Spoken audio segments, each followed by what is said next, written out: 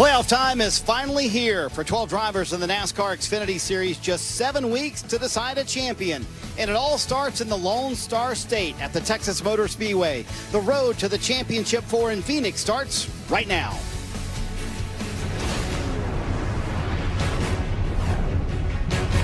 Welcome to Countdown to Green from a very warm Texas Motor Speedway with temperatures like this. Kind of feels like we're already in Phoenix, guys. The Peacock Pit Box located right outside of Victory Lane, ready to get the playoffs kicked off here for the NASCAR Xfinity Series, along with our crew chief, Steve Letarte, Kyle Petty. I'm Marty Snyder. You know, welcome to the Xfinity Series playoffs for the drivers, right? Your gift, a 94-degree day. What a welcome to these guys.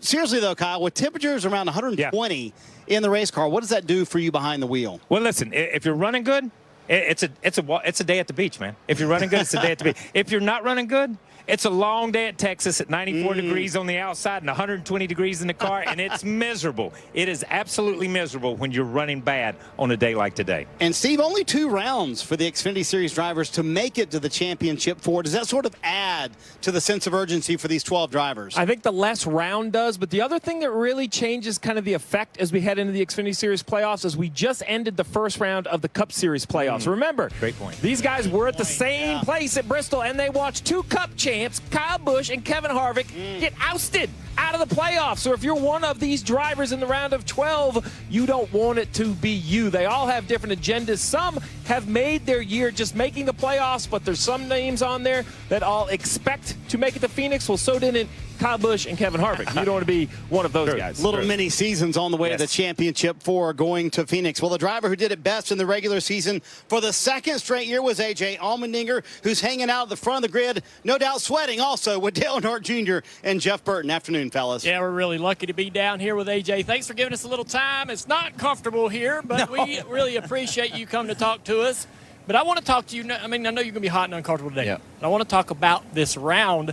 Is it as big of a deal as we make it out to be? Texas, Talladega, and the Roval. I know you're confident about the Roval, but those are 3 difficult racetracks. Yeah, it really is. I mean, this is the most challenging round of racetracks that we go to. You know, the next round, you got a couple of mile and a halves. Martinsville is always tricky, but the important thing is to come here at Texas and try to have a solid run. Of course, I'd love to win this, but come out and have a solid run. Build some points gap to the cutoff line so you can go to Talladega, hopefully have a solid run. And then fortunately for us, I love the Roval, so I know that it's a do or die that we can go there and get the job done. But this is 3 completely different types of racetracks, and you have to start here at Texas with a good run. Yeah, fortunate for you and unfortunate for all these people. But you know, when I watch you guys run, it looks like you guys are just a step behind on speed. You mentioned Talladega, you mentioned Roval. Does having those races the next 2 weeks help you guys, giving you a little bit of time trying to catch up on some of the speed? Not really. I mean, we're in the playoffs now, and what I've loved about our 16 team this year, everybody at College Racing, all the men and women, but especially on our 16 group, is the way we've executed, because that's how we won the regular season championship. It's really cool to be able to win the Xfinity regular season championship 2 years in a row, but that's how we've done it. We haven't always had the fastest car. I've tried to make it a point in the race car to not know when to push, but know when to, like, okay, we just got to be patient to try to maximize the points. But now with the playoffs, we got to be spot on from here at Texas through all the races. It doesn't matter what racetrack we go to. Well, I couldn't help but notice, best day to have some ice cream in your hand is when it's 100 degrees outside. So tell us about this. Yeah, well, you know, we got a little Andy's Frozen Custard on the Chevy today. It's the race sponsor. This is my flavor. This is the Allmendinger. We got vanilla custard. We got hot fudge. We got almonds, Heath bar, peanut butter. So, you guys, I'm just saying, you know, throw it out there. If you want to just a little more good talking about me, I'll give you all this frozen custard. Tell you what I'm going to do. I'm going to eat some of that Saturday morning before the Roval. I seen him handing he's handing it out to the officials right now, trying to get a little help on pit road, I think. I'm just not sure how that's going to work out, man. But, hey, AJ, good luck today. Thanks for talking to us, man. We're going to talk about our Championship 4 picks when we come back after the break here at Texas, man. It's hot out here. Get some of that, Jeff. I mean, you can do whatever you want, man. Put that on that nice white shirt.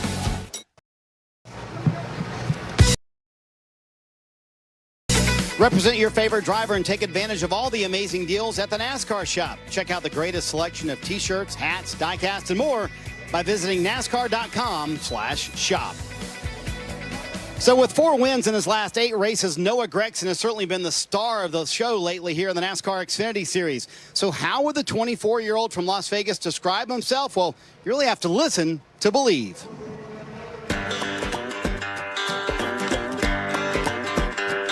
If I could describe myself in one word, it'd be very shy and not talkative. Nah, I'm just f***ing with you. I'm not shy. You know, I kind of beat to my own drum. I'm a little bit different, people say.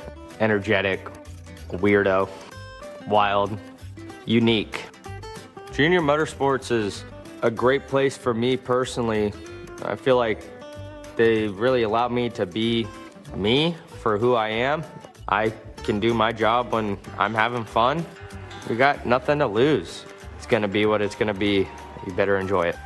For me personally, this is a year I'll never forget. The trophies are awesome. That's what we work hard for, but it's really the memories. The fence climbs, yeah, probably Kansas was the hardest. It was very wobbly, and then it was super slick from the rain. Bristol was the easiest. I don't know why the fans like me. I just try to be me and just have fun at the end of the day, and I just don't really give a shit. And that is Noah Gragson in a minute and a half. I mean, he packed a lot in there, didn't he? A lot in a minute But that and a kind of half. sums him up, doesn't it, Steve? Here are the playoff standings heading into playoff race number 1. Noah, the number 1 seed, Steve. Well, Noah's the number 1 seed, but there's a lot of competition there. You got Ty, see Allgaier, Allmendinger, Barry. I think, this first round is going to be important when you look at the bottom half. Mayer, Hemrick, Herbst, Sieg, who can find and maybe surprise some people with some points. So Gibbs, Allgaier, Gragson, Allmendinger. I don't think it's cut and paste, though, for both of you that they make it to the championship 4. Do you agree, Steve? Well, every year we have this. These are the 4. Write them down. Put them in ink. But it never seems to find their way to make all 4 to Phoenix. Someone seems to trip up on the way, and I think that's really the story. Which of the big 4 struggle to make it? So, Kyle, let's talk about their chances to make it to the championship 4. And what might be your concern for this young man, 19-year-old Ty Gibbs? Okay, so I think as you look at that against this group, I think consistency. He's got to find some consistency and be in contention these 7 races to put himself in that position. He also battles youth. When you look at this group that he's going again, it's that little bit of inexperience and the pressure of being in this situation, the pressure of having to perform week in and week out. Well, Ty Gibbs, it's youth. On the other side is Justin Allgaier. So much experience, and I have him in my championship 4. I think he's one of the favorites. But if there is a concern, it's this round. Not so much here at Texas, but it's at Talladega. He's been 22nd or worse in 5 of the last 6. And then if you get behind and you're going to make it up at the Roval, he's been outside the top 15 in 2 of the last 4 starts. Every time he seems to go to the road courses, they have this magical brake issue in practice. Maybe they were just testing. Bad Talladega and a brake issue at Roval, and one of the favorites could be on the outside. Yeah. Well, listen, I don't know what to say about Noah Gragson that he didn't just say about himself in a minute and a half, but I will say this. The racing gods are with him right now. He's not necessarily had the fastest car the last 2 or 3 races, but he's sitting here on a 3-0 streak right now. And that is the one thing that you can't dismiss, because when you get in that situation like Kyle Larson was last year, you can win anything. So I don't know about Noah. I'm going to say this. He says, I do my job best when I'm having fun. He's always having fun. So I expect him to do his best these last 7 races. Well, and then the 4th of the big 4, A.J. Allmendinger, we heard him at the front of the grid with our 2 drivers. A lot of confidence in this round. Didn't worry about Talladega because he had the Roval. So for me, it's the next round. If there's a trip up for the driver from Colleague Racing, A.J. Allmendinger, it's the speed at the 1.5 miles haven't been great. And then when you combine that with Miami, his last 3 starts, 14th, 4th, and 21st. So I can have a pretty solid pathway, but he doesn't want to get behind in the next round and expect 2.5 miles at Vegas and Miami to be the saving grace. Well, let's see who the guys at the front of the grid think will be racing for the Xfinity Series title this year. So, Jeff, do you see the Big 4, as we're calling them, all racing for the title in Phoenix this year? Well, we always have an upset guy, I feel like. Things are, it isn't easy to get to Phoenix with a chance to win a championship. I got Ty Gibbs, Noah Gragson, Justin Allgaier. I got those 3 guys.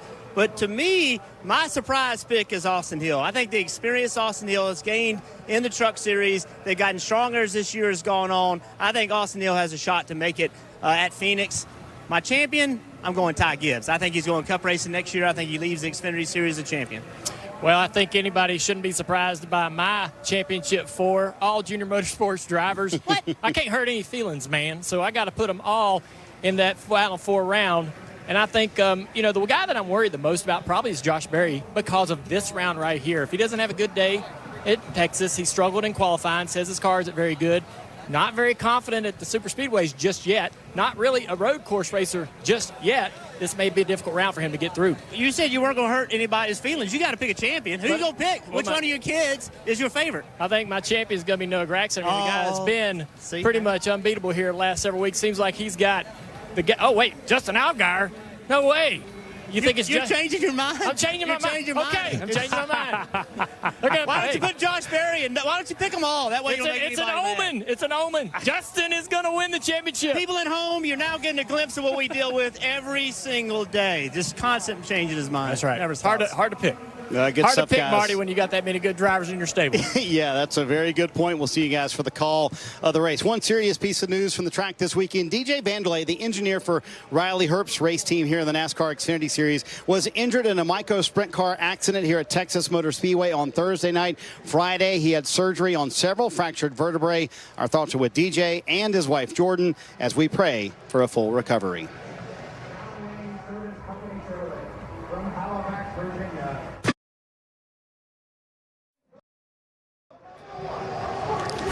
Tomorrow, Sunday Night Football on NBC and Peacock. Deebo Samuel and the 49ers visit Russell Wilson and the Broncos. Coverage begins with Football Night in America, 7 Eastern on NBC and Peacock.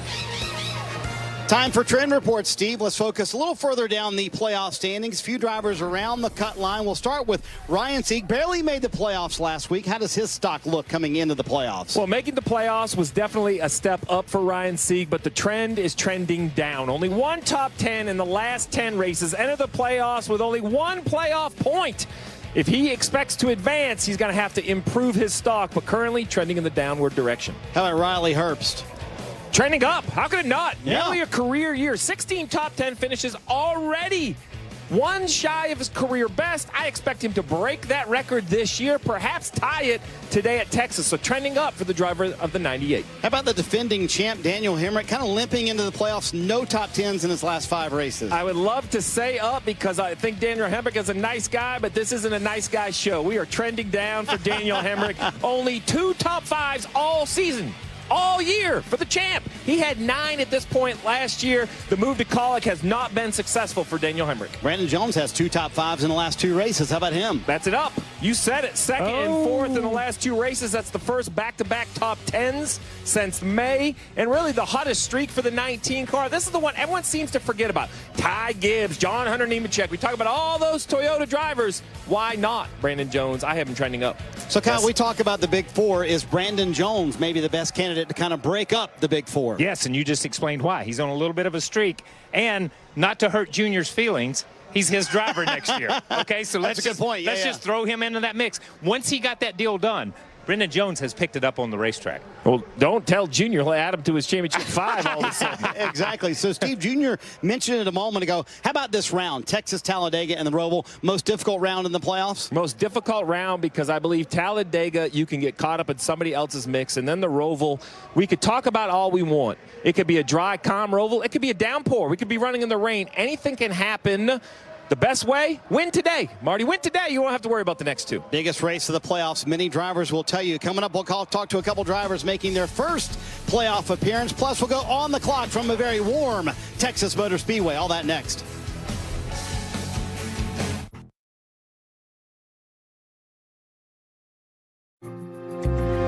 The focus for us is how can we execute on a championship level. Discipline, consistency, execution. Don't really change what got you here to this point. I have a bad saying. Obsession is passion. Yeah! I always want to be better, and I never think where I'm at is good enough. Heck yeah! You're going to have to get through a lot of different battles. If the driver or the team that has the best perseverance is going to be the champion this year. The postseason is when the pressure ramps up, and Steve, not a lot of experience for that level of pressure in this year's field. Well, not a lot of experience, but if you look down at those first-timers and you want to say that Josh Berry and Ty Gibbs aren't favorites because they've only been here once, I would tell you that you haven't watched this season, right? This is the yeah, we point. forget, this isn't the Cup level. It's Xfinity Series. This is about young guys getting their opportunity. We don't see guys like Allgaier stay here for a very long time, so experience can be limited at times. And that pressure can certainly help you as you advance through these rounds. Kim Kuhn standing by with one of the drivers making their playoff debut. Afternoon, Kim. That's right, Marty. Sam Mayer, first playoff appearance. So who are you leaning on in terms of getting yourself playoff ready? Man, I'll lean on anyone I can get to. I mean, the entire Junior Motorsports organization is on rails right now, to say the least. So leaning on them a lot is definitely a big help. Noah, Justin, they've been here forever, doing this forever. And obviously Josh has been very successful this year. So every one of my teammates I can lean on, and I've done that quite a bit. So I feel like I'm playoff ready, like you said, but, I mean, we'll have to see when we get on track. Parker, Sam Mayer rolls off in the 5th position. Right, another driver that's making his first playoff appearance. Austin Hill, 2 wins this season. So what do you have to do in these playoffs? Well, I think the biggest thing is don't really change a whole lot. I mean, we got in the playoffs for a reason, and that's from running up front, being consistent, winning races. And, you know, Texas is, for whatever reason, a pretty good track for me. If you look back at my stats, we've run pretty well here in practice, and even in qualifying, I felt like our car was just as fast as Xfinity Internet. We need to be a little bit better to compete with, I say, maybe the 18. I thought the 9 was pretty good on long run, but I think everybody at RCR in this 21 group with this Bennett Chevy Camaro can do it. These first 3 races are kind of crazy. You come to Texas, then you go to Talladega, and then you go to a road course. So we just need to make it smooth through here today. If we don't get a win, just salvage some stage points, try to get a solid top 5 out of it. And then who knows what's going to happen at Talladega. We just got to try to get through those 2 and see where we stack up going into the Roval. And Marty, I can tell you he's prepared for this. He told me he's been hydrating all week. Okay, guys, time to go on the clock. 15 seconds to talk about a driver who has your eye today. Kyle, you're up first with a driver we heard from a moment ago, Sam Mayer. Sam Mayer, Jay, look, Junior Motorsports, he said, I'll lean on anybody, and this team's on the rails right now. Youngest driver in the playoffs. Only 5 drivers have more tops 5s than he does this year. Finished 3rd here in May. I think he's going to lean on his teammates. He's going to get a win in this playoff season. When we talk about wins, we just heard from him, Austin Hill, 41 Xfinity Series starts. We talk about experience, not a ton, but 2 wins, both at tracks where you see drafting. The next step for this young man is to win at a track like here at Texas. But let's not forget, 121 truck starts with 8 truck wins. Lots of NASCAR experience overall. Jeremy Clemens, listen, he's in, he's out, he's in, he's out. Here he is. He has less than 10 employees, has 2 career wins, 1 on a speedway, 1 on a road course. And oh, by the way, the next 2 races are a speedway and road course. He does more with what he has than any other person in this series. And by the way, who doesn't like a good booze pop? Jeez, Kyle. How about Josh Berry? 55 starts and 4 wins says nothing about who Josh Berry is as a race car driver. 31 years old in his first full-time Xfinity season. He has raced and won late model races all across the country. That's the experience he will lean on in these playoffs. I hope y'all are ready. Time for us to go on the record. Who's in your championship 4 and who wins it all? Kyle, we'll start with you. Well, I'll have to wait for him to put it up so I can remember who I had. So here we go. Justin Allgaier, Noah Gragson, Austin Hill. Won 2 races already. I think he's good. Ty Gibbs. They've just had speed all through the year. I don't see that changing. My champion? Who do you think it is? I don't know. I'm waiting for you to tell me. Noah Gragson. Noah Gragson was my. I'm riding that train till it just goes away. I'm riding it. All right, Stevie, who do you have? Your personalities match. I kind of like that. That's a good point, Steve. That's a great point. Exactly, That's what I mean. Listen, my championship 4 looks a lot like yours, but not exact, right? Because your champion, I don't have making it to the championship 4. I have Allgaier, Berry, Allmendinger, and Gibbs. Those are the 4 I think who can make it. But I really believe my champ, it finally happens this year. He's been there the most. He's been there a lot. But this is the year he breaks through. Justin Allgaier becomes a champ. That's my sentimental guy. I know you didn't copy off my paper. I mean, surely you did not, because here is my championship 4. I'm going to go with Justin Allgaier, Ty Gibbs, Noah Gragson, and Josh Berry as well. Listen, I think Josh Berry has a lot of very good tracks for him coming up. Justin Allgaier, most consistent all year. Ty Gibbs has the best car in the field. Noah Gragson has more confidence than anyone. But for Berry, in this round, he's sneaky good at the road courses. races, which is kind of strange for a short track racer to say. And in the next round, he has Martinsville. I think he finds his way in the championship. For my champion, Justin Allgaier, finally, he and Jason Burdett get it done after 7 years at one of their best racetracks. Marty, don't take this the wrong way, but if I was going to cheat on the test, it wasn't going to be for anybody at this table. I appreciate that. But, you know, I felt confident for a minute, Steve. Oh, my gosh, when man. we come back, time for our race predictions here for the playoff opener for the NASCAR Xfinity Series from Texas Motor Speedway, coming up on USA.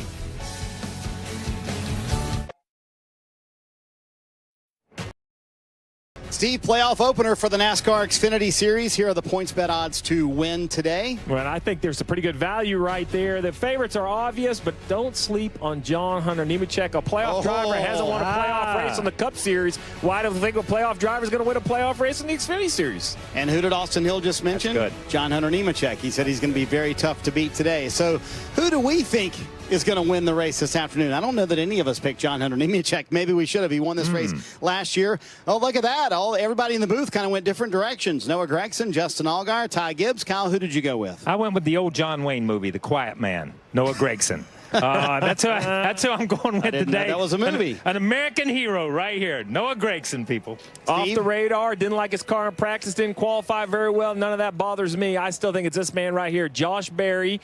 He is going to battle a tough racetrack and beat the pressure, move on in the playoffs. Wait a minute. Are you sure you didn't copy off my paper? That's exactly who I have picked. I felt like he had the best car here in the spring. They were not able to put it together, got in a wreck, and wound up still finishing in the top 10. But I think he's going to be very tough today. Man, I picked first. I don't know what you're talking about. I'm Very good, very good. Steve, two totally different ends of the racetrack here at Texas. What kind of challenge is that as a crew chief? Well, it starts with, are you compromising and you want to be average at both, or are you picking and being great at one? If I had a choice, I'm going to be great in 1 and 2. Because if you're not great at the flat end of the racetrack, you will be overtaken. 3 and 4, it's kind of more like how much can you stomach low grip in the fast end. And meanwhile, your driver Kyle's got to figure out how to deal with the heat. About 120 inside the race car today. You know what that's called? That's called your problem, Kyle. Problem, people. Your problem. Should have been training. Time for today's pre-race ceremonies from Texas. Ladies and gentlemen, at this time we ask that you please rise as you are able and remove your hats as the Grapevine Police Department Honor Guard presents our nation's colors. Please remain standing as Brett Schisler from Texas Alliance Raceway Ministries offers our invocation. Would you please pray with me? Most loving and gracious God, we come here this afternoon and we thank you. We thank you for the men and women all over the world that help to keep us free so that we can enjoy an afternoon like this. We come to you this afternoon, Lord, and we ask for your safety. We ask that you be with each and every one of the drivers, with all of the crews, with all of the safety workers, and with our world. And finally, Lord, there are so many in our world and in our friends and our families that hurt. You know about each and every one of them. And we ask your guidance and your healing for the doctors and your blessing upon them and their lives. In the strong and beautiful name of your Son, Jesus Christ, we come here and we pray. Amen. Here to perform our national anthem, please welcome Texas country music recording artist and 4-time Josie Music Award nominee, Janie Balderas.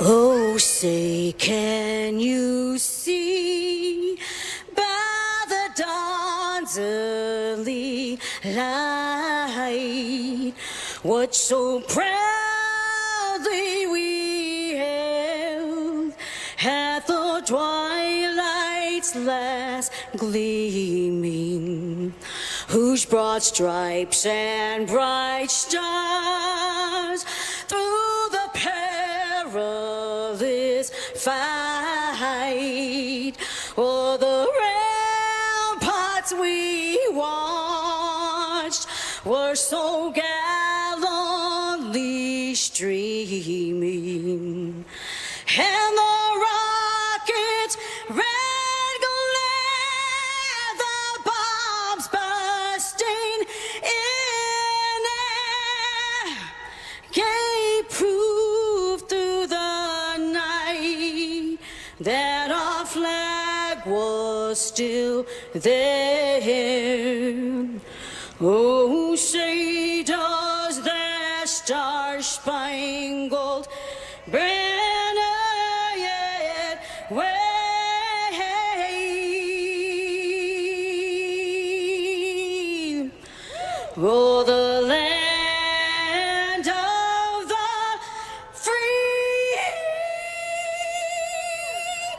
and the home of the brave.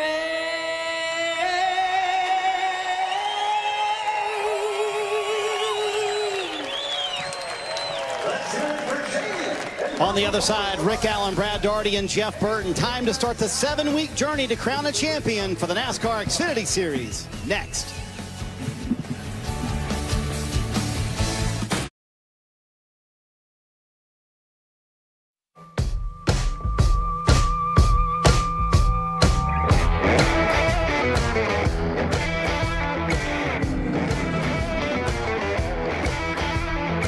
I was just a young and bouncer on my mama knee. She said there's only one thing to set your soul free.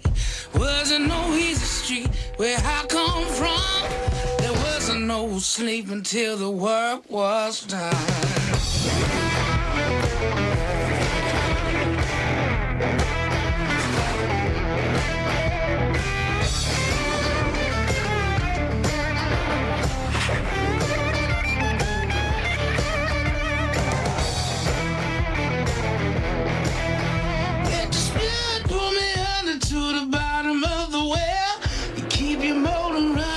That victory bell, one for the money, to another show.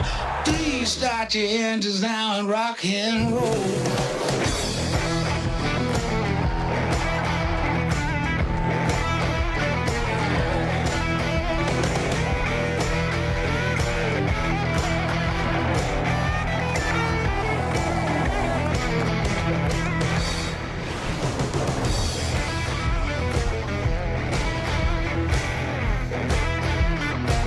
It's NASCAR Xfinity Series playoffs from Texas. The Andy's Frozen Custard 300. And everybody's going to need Andy's Frozen Custard today, as hot as it is here in Texas at Texas Motor Speedway. Alongside Brad Daugherty, Jeff Burton, Rick Allen with you. And guys, it is the start of the playoffs, but probably one of the most difficult rounds you could ever have. How are these Xfinity drivers going to handle it? Well, it's going to be fun to watch. It's an extreme challenge. I think it makes today exceptionally important, knowing you've got Talladega and all the chaos that happens there. The Roval, one of the most difficult racetracks, coming after this race. That makes this race important. You don't want to have to make up a deficit at those two tracks. Yeah, no doubt about it. If you think about it, of the 7 playoff races left, 3 of them are 1.5 miles, starting with this one. So you've got to take advantage of this. If you run well here today and can spire out, maybe get a win, get some points, it just bodes well for the rest of the season. And you've got momentum as we take a look at the playoff standings, getting ready for the start of the playoffs here. Momentum definitely in the corner of Noah Gragson. He comes off of 3 consecutive wins, trying to make it 4 in a row. 2,051 points. He's at the top of the list here again. After the Roval, the bottom 4 in points get eliminated. Yeah, you see how tight it is. There's a big advantage for Noah. Ty Gibbs, Algar Almondane, they're all in pretty good shape. It's going to be an incredible battle below them. But even if one of those guys has a bad day, they're going to have to make up for it. It's a lot of pressure starting this race at this racetrack, and this racetrack is going to be very demanding. It's so hot, it's going to be very slick out there today. All right, the drivers are strapped in, getting ready for a little air to move across them, and that will happen once we fire the engines. Let's do that now. Here to give the command for the Andy's Frozen Custard 300 is Andy himself, Andy Kuntz, Chief Executive Officer, and his entire team, celebrating a year of growing fast and serving the world's finest frozen custard. Our members of Andy's family, franchisees from around the country, and team members who keep it all churning every day.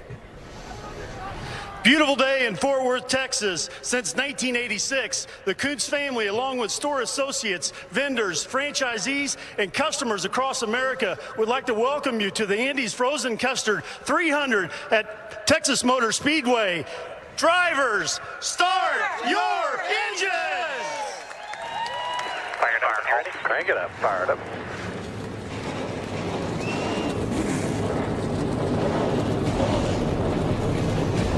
It's the start of the playoffs, and it happens right here at Texas Motor Speedway. Green flag when we return.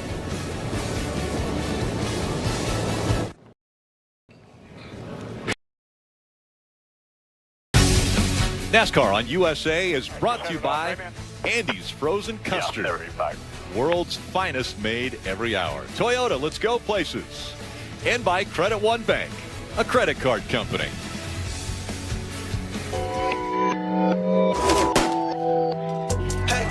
Way too fast. I gotta go. I'm in the zone. Foot on the gas. Yeah. I go beast mode. All around the world like Eco. I go crazy like CeeLo. Can't stop me like Chico's.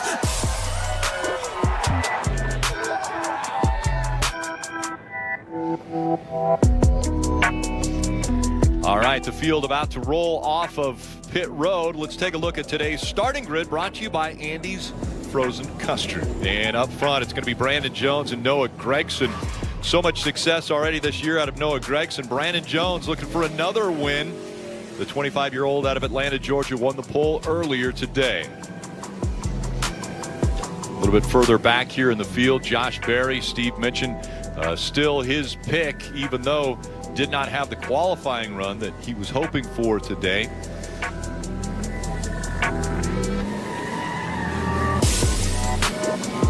Parker Retzlaff and Stephen Parsons, they're in row 12. You see Parsons has to go to the rear, as well as Yaley and Martins. All right, Burton, let's see if we can dial up the driver of the 11, Daniel Hemrick, before we see the green flag today. Hey, Daniel, it's Burton up in the booth. You with us? Sir, I got you, Burton. A lot going on today. Started the playoffs, exceptionally hot.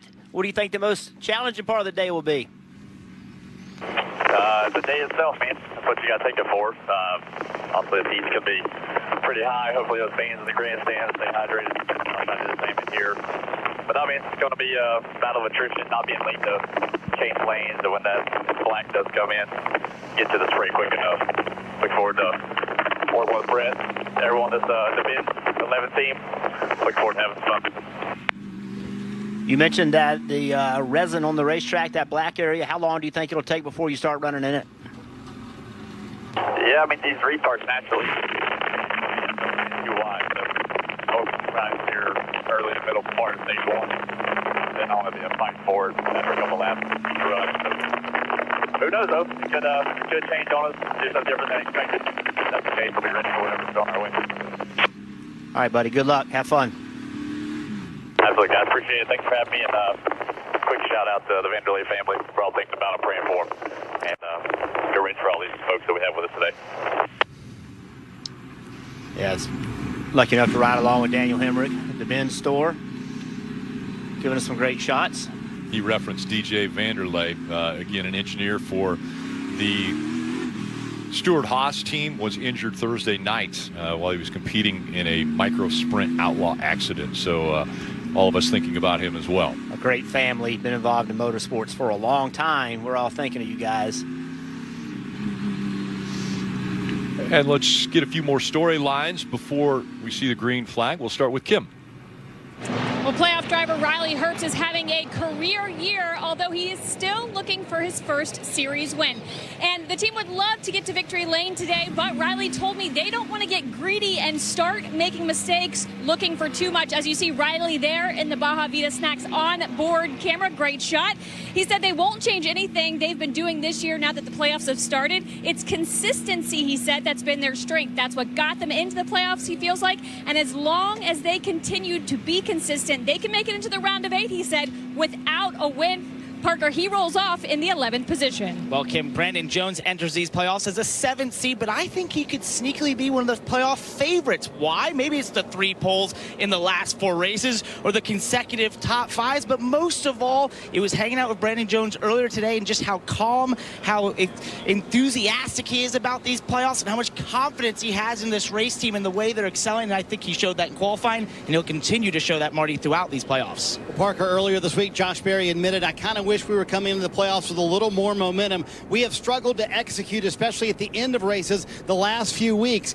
Coming into the race today, they decided to go with their teammate Justin Allgaier. Set up the result, an extremely loose race car in practice earlier today. Mike Bungmartin, the crew chief, just told me a moment ago, confident in where we can go and the adjustment we can make on the car, but we have got to get better, and this heat certainly not helping us out, Rick. Yeah, Marty, they'll try to be working their way forward after a poor starting position for the playoff driver. All right, Steve, give us the numbers on this racetrack as we go back down to the Peacock pit box and the race breakdown. Well, Rick, you talked about the heat, right? It's going to be a factor for sure. It's a very difficult 1.5-mile track. A flat turns 1 and 2, bank turns 3 and 4. And that challenge from one end to the other is really what these drivers are going to have to compromise with. 200 laps, 45 laps, stage 1 and stage 2.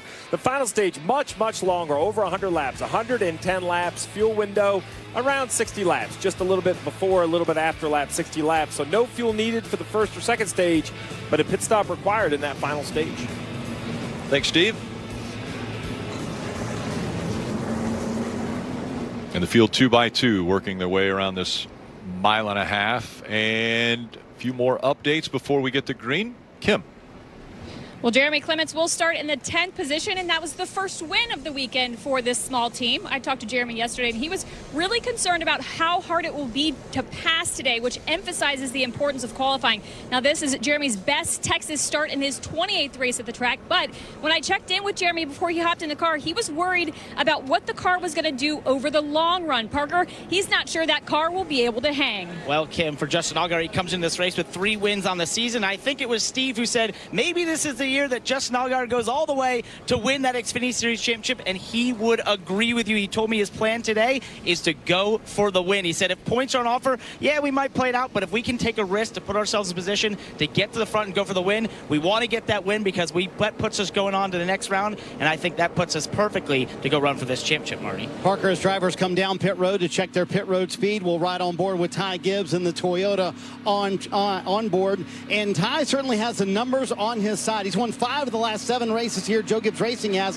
at Texas with 4 different drivers. He's trying to become the 5th, and his crew chief, Chris Gale, won both races here last year. He certainly knows how to guide someone to victory lane. And also keep this in mind, Rick. Earlier today, Ty Gibbs, of course, doing double duty this weekend, ran the Cup Series car. He has a little bit of knowledge about that traction compound and how it's come in and how that might affect the race early on. Ty Gibbs, no doubt, will be up front, one of the championship favorites, ready to kick off the playoffs. Yeah, Marty, double duty, subbing for Kurt Busch, so that's why he's running in the Cup Series. And we're just hearing from NASCAR that he's going to have to go to the back for unapproved adjustments. So Ty Gibbs will be giving up a top 10 starting position and have to roll to the back. Not doing it yet, of course. Want to take a look at the playoff standings. Again, you look at Gibbs, a driver who's up here inside the top 4, Gregson, Gibbs, Allgaier, and Allmendinger. We're just hearing from NASCAR that he's going to have to go to the back for unapproved adjustments. So Ty Gibbs will be giving up a top 10 starting position and have to roll to the back. Not doing it yet, of course. Want to take a look at the playoff standings. Again, you look at Gibbs, a driver who's up here inside the top 4, Gregson, Gibbs, Allgaier, and Allmendinger. Those have all accumulated over 30 playoff points and put them up in the top 4. That's the goal, is to be in that top 4 when you go to Phoenix at the end of the race. Is there a driver that's outside of that top 4 right now? And Jeff, I'll start with you, that potentially could break into that top 4? Well, for my championship 4, I picked Austin Hill. I think that's a bit of an upset. I think Austin Hill getting there is, not expected, but I think this team is starting to come together. Austin's starting to figure out what it's like to drive in this Xfinity Series. And I like the races coming up for him. So I think that he's a guy that can upset someone and move himself into that championship 4. Yeah, and for me, it was the guy we were just looking at right there, the front end of that valence of that race car. It's Brandon Jones. Come on. This is 4 poles this season, so they got fast race car. He's got 6 top 10s here. He can absolutely get it done. He's talking the talk and walking the walk. Those race cars are getting faster every week. Watch out for Brandon Jones. Brandon Jones potentially break into that top 4 and run for a championship at Phoenix. All right, Marty, what's going on with the 54? Why does he have to drop to the back? Yeah, just checked in with Chris Gale. He said we had a very last-minute adjustment we had to make. It was called by NASCAR as an unapproved adjustment. So one of the quickest cars going all the way to the back. This is going to be fun to watch early in the race, Rick. Yeah, on a very hot day. As a matter of fact, this will be the hottest Texas race for the Xfinity Series ever, as the temperature climbing over 95 degrees, closing in on 96. And that just means an extreme temperature inside the cockpit of these cars. Yeah, and Ty is going to have to be methodical. He's got a fast enough car to get where he needs to get, but he doesn't have to do it in this first stage. He's got the whole race to do it. Mentioned the heat already, trying to hydrate a little bit there as Ty Gibbs as he fell to the back. But, you know, don't worry about Ty Gibbs. You know, if you think about it, the mile and a half, you know, we've had 5 different winners, but if you bump that out in the last 5 races, you bump it out to 7, there's been one person that's won 3 of the mile and a half. That's Ty Gibbs. So if anybody can come from the back, it's Ty. You think he's the guy today? I think he's the guy. That's who I'm picking to win this race. Well, we have Brandon Jones up front. Noah Gragson as the playoffs begin for the Xfinity Series here at Texas.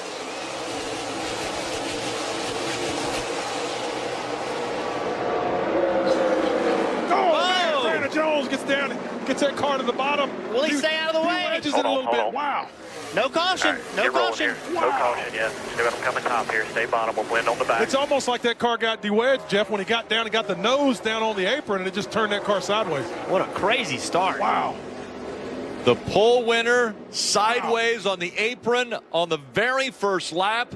And now you can see him driving with a little angst here as he's trying to get back to the front. Well, did it damage those tires is a question. That was a big slide. Let's go back and see what happened.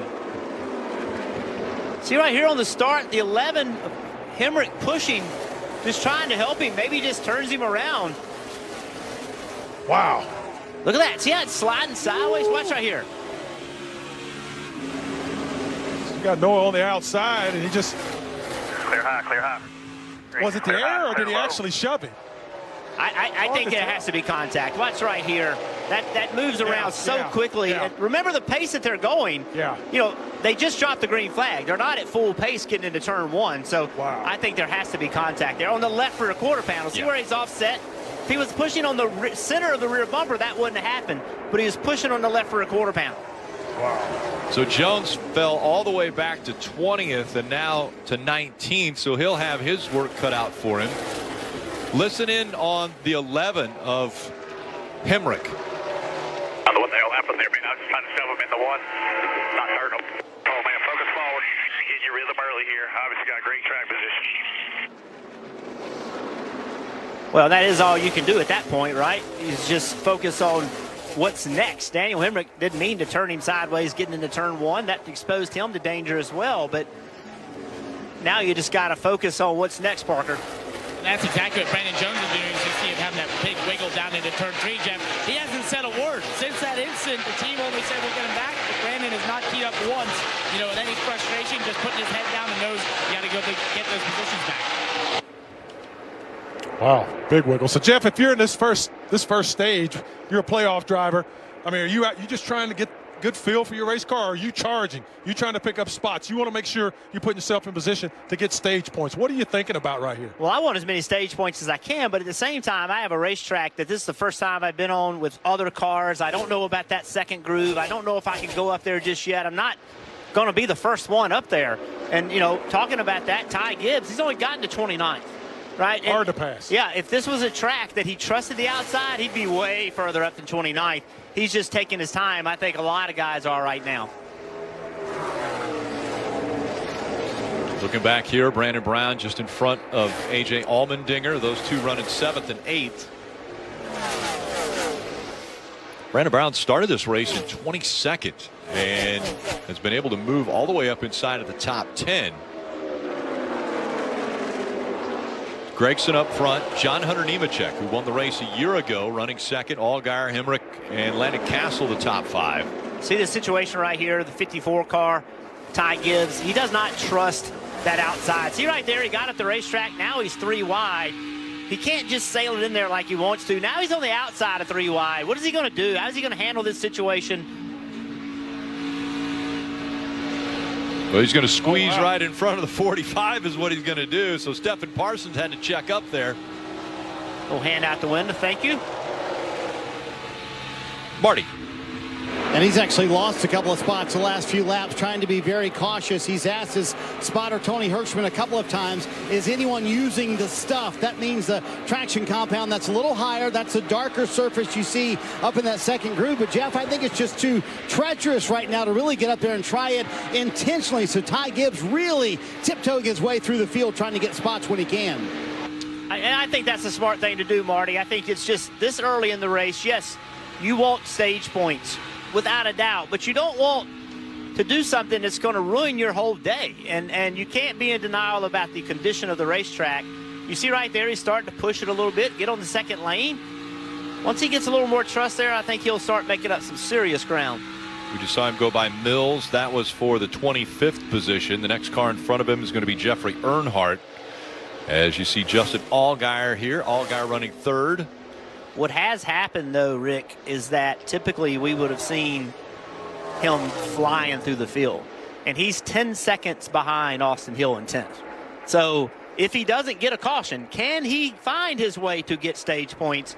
That not being able to take off early, Brad, may hurt him as far as opportunity to get in stage points here. Yeah, and he's so good on these mile and a half. You know, it has to continue to be preached to him. Be patient. Be patient. Because, like you say, unless something happens, he's not going to make up all this track position. He's going to have to get that on pit road or on restart. So you got to be patient. Got to be smart.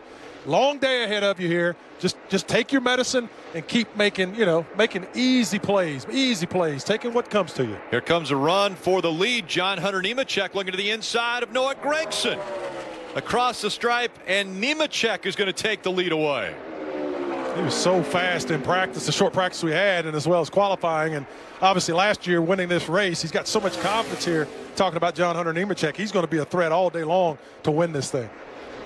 Could we see another non-playoff driver win a playoff race, which yes. we've seen in the Cup Series over and over? Yes. Could it happen in the Xfinity Series too? Well, just behind them is the 7 of Allgaier running in that third position. He's 2 seconds behind them, Parker. Right, and you see that line difference there for John Hunter in turns 3 and 4, just creeping up to the high side. That's something Justin Allgaier has been doing too. But we talk about the condition of the racetrack. Take a listen to how he talked about the grip level just moments ago. There is like no grip right now, Jason. It's not just me, it's everybody. Jason, I would swear to you there's oil all over the track if I didn't know any better. You know what I mean? Oil all over the racetrack, that would be zero grip, but it kind of explains just how little grip there is out there with this hot racetrack for Justin Allgaier. He's been moving around, as I mentioned, between the bottom lane and sort of creeping into that traction compound, but it just hasn't been activated enough to really use it consistently as you see him sort of put his right sides in it right now. Yeah, Parker, I think that oil on the track is coming from inside of it. That sun is baking it, and it's just, God, it's so slick right now. And you see Noah Gragson and the speed he has compared to the cars he's going by. John Hunter Nemechek out front.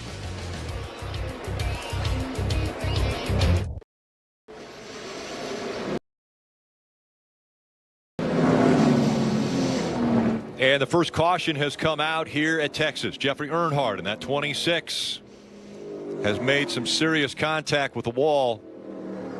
Both the front end and back end damaged as we see him with the window net down, attempting to climb out here. The AMR safety crew to him.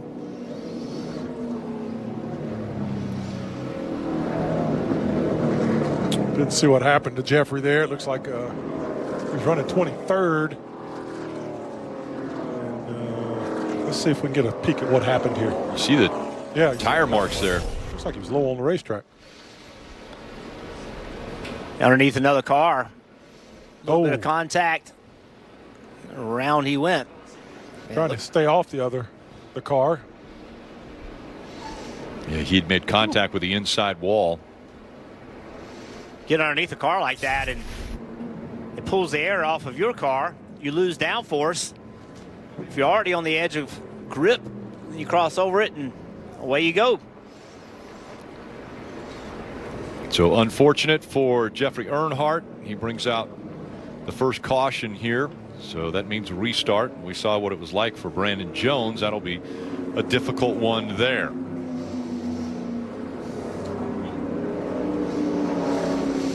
Competition taking place right now in Charlotte. It's the President's Cup. Can the Americans continue their dominance against the international team? Right now, 10-4. Woo. Coverage from Quail Hollow Club in Charlotte, North Carolina. That's tomorrow at noon Eastern on NBC and Peacock. What you call a waxing? So far. Getting waxed. Well, when it's warm, when it's hot, all you got to do is try the Almond Dinger Concrete. That's right. We saw him earlier with it. Today at Andy's, you can sample that. Visit eatandy's.com/racing league. Man, I had about 4 of them Andy's frozen custards. Almond Them things Dinger. are good, man. I think you've had about 8 of them. Well, let's you like to use the words there? Almond Dinger? I like that. I like it. They need a big Brad something. That's what they do Bring me need. a big bucket of it, too. Big Brad's. Big bucket of custard. Berrylicious custard. I like that stuff is good, man. It is.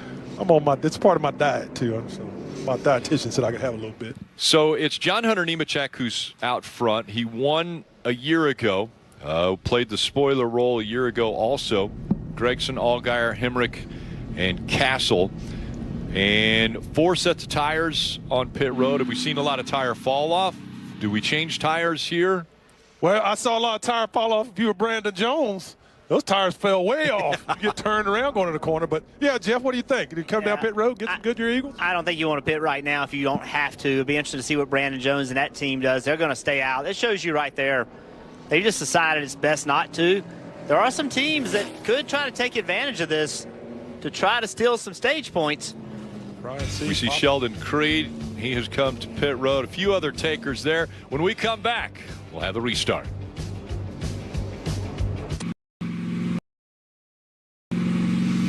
Make sure to download the official app of NASCAR. You can follow the action with free live scoring. There's in-car cameras as well as radio broadcasts. Just search NASCAR in your app store to download and start a free trial today. It's NASCAR Xfinity Series playoffs on USA. The Andy's Frozen Custard 300 up front is John Hunter Nemechek. Back there in 9th, Parker, I see the 16 car of Allmendinger. Is he happy with the handling of that car? Well, he's the regular season champ, too, coming into this race and had a lot of optimism, but take a listen to what he's had to say about that car on the radio. No, because it's all the way through the corner. These guys just rail the knob. I'm like, the right rear feels like there's 100 pounds in it right now. All right, man, let's chill out, take a deep breath here. I really wish they just stopped putting it down on the racetrack, manufacturer racing. Like, it's so annoying for us running it. And here's the funny part about that. Just moments before this race started, I was hanging out with him and Chris Rice on the grid talking about how Kaulig had brought some updated cars here. They were really optimistic. And AJ said, you know, I ran the most laps in practice I've run at a track like this in a long time because I'm so happy with this race car. I think we can win today. Well, I think they're going to have to find a little something. They're trying to get the 100 pounds out of that right rear if they want to go up there and contend for the win. Brad, you're familiar with AJ Yes, and his radio chatter. Familiar radio as Normal? well. That is very normal for AJ. He is perfectly fine right now. You take it with a grain of salt. He's giving you everything he's got. He likes to vent, get a little stuff off. Everything's on his sleeve. He's fine. And Chris Rice and those guys know that. They're just going to encourage him. And AJ will keep tooling that thing around here. If this caution was beneficiary, Ty Gibbs, we talked about him, could have get stage points. Had he not got a caution, I don't think he was going to. Now he's up to 17th. And then as we were showing, A.J. Allmendinger, right with him was Josh Berry. Josh Berry struggled in practice, but did not run well, did not qualify well, but he's worked himself up to 8th. So forward momentum for Josh. Saw Ty Gibbs there, making sure his gloves were tight as he gets ready for the restart. Again, John Hunter Nemechek, Noah Gragson, they are up front. Noah Gragson on that outside line. Allgaier, Hemrick, Landon Castle, all top 5 as the green flag's back in the air.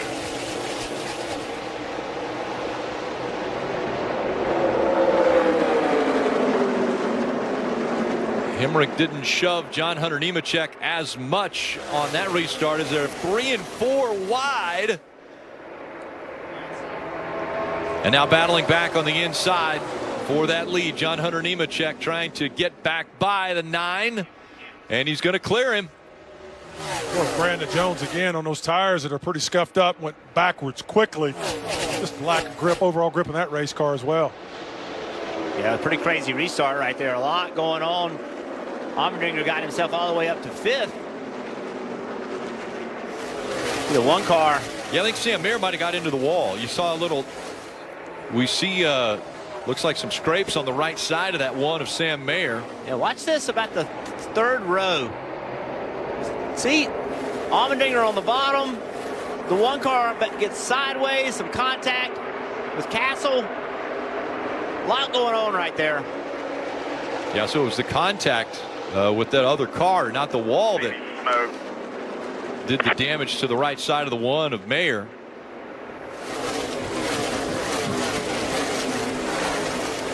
So we saw the contact on the restart. Yep, he did get into the wall. Take a look here. Yeah, he just lost the nose of that race car, and man, just right up the racetrack, almost like a right front tire was going down. But and that's consistent. Like, that's what he's got to get cleaned up, right? He had a restart, had some contact, had some things not go his way, and then made it worse, right? That's where the next step of maturity for this young man's got to come from. He's got to recognize it's a long race. This Xfinity Series, that's what it's about. But these are the times he needs to take a step back, Kim, and just say, hey, still a long race. I'm mad about what happened, but still a lot of work to do. Yeah, he's got to keep his head in the game, and one of the goals for he and this team this weekend, they told me, was as long as they stayed ahead of the 51 of Jeremy Clements and Daniel Hemrick in the 11, they were going to feel good. Well, that slight mistake was quite costly as Mayer finds himself in the 20th position, way behind those 2 other cars that they feel like they're battling if they want to move to the round of 8. And the bigger concern is not just the track position, but the damage. That was a hard hit. That was not a small hit. That was a pretty big impact, and how much damage has been done to that car. There we see Hemrick. He's running in the 3rd spot with Allgaier behind him in 4th. So if Sam Mayer thinks he's going to be running in front of the 11 and the 51, they've got to put something together here that will show the speed. you look right behind those guys, and you see Kyle Weatherman and Nicholas Sanchez, Jeremy Clements, Ryan Sieg, all in the top 10, having strong efforts early on. Different lines we're seeing run too, even just between Hemrick there and Allgaier. There's Noah Gragson holding on to the 2nd spot. Well, earlier in the race, no one run the top, and now no one will run the bottom. That's how quickly things change. That traction compound has gotten fired off, and now that's where everybody wants to be. So you hear AJ complaining about the traction compound, and we hear you racers all the time say, you know, we got to activate it. How do you activate it? The only way it happens is side-by-side action restarts. Yeah. You know, you get side-by-side action, it gets run in, and then it'll fire off. Marty, what you got on the 9? Well, Brad, a moment ago, they talked on the radio with Noah Gragson saying, hey, we're in a good gap here to kind of experiment with that higher groove in 1 and 2, what he's doing right there, but also the temperatures playing havoc with the handling. Listen. Like loose and tight at the same time, just edgy. Might pick it up, that football on exit of 2 a little bit as well. Front tires have grip, then they don't, then they do, then they don't, then they do. A little tight, both sides, to where I can't open up my hands. So, Jeff, that was under the last caution. We always talk about the heat and what it does inside the car, but it also affects the handling outside the car as well, doesn't it? Yeah, Marty, it's just low grip. The car is not going to drive well today. It's just not. You just have to make it drive better than everyone else or have a tolerance for it because there's just no way that these cars with this low downforce and this track surface with this temperature on it, there's just no way you're going to have a good car today. Remember, Ty Gibbs, after making unapproved adjustments before the start of the race, had to go to the back as we see the Andy's Frozen Custard on the move. And Gibbs has made up 16 spots. Mason Massey has improved 12. Stephen Parsons 11.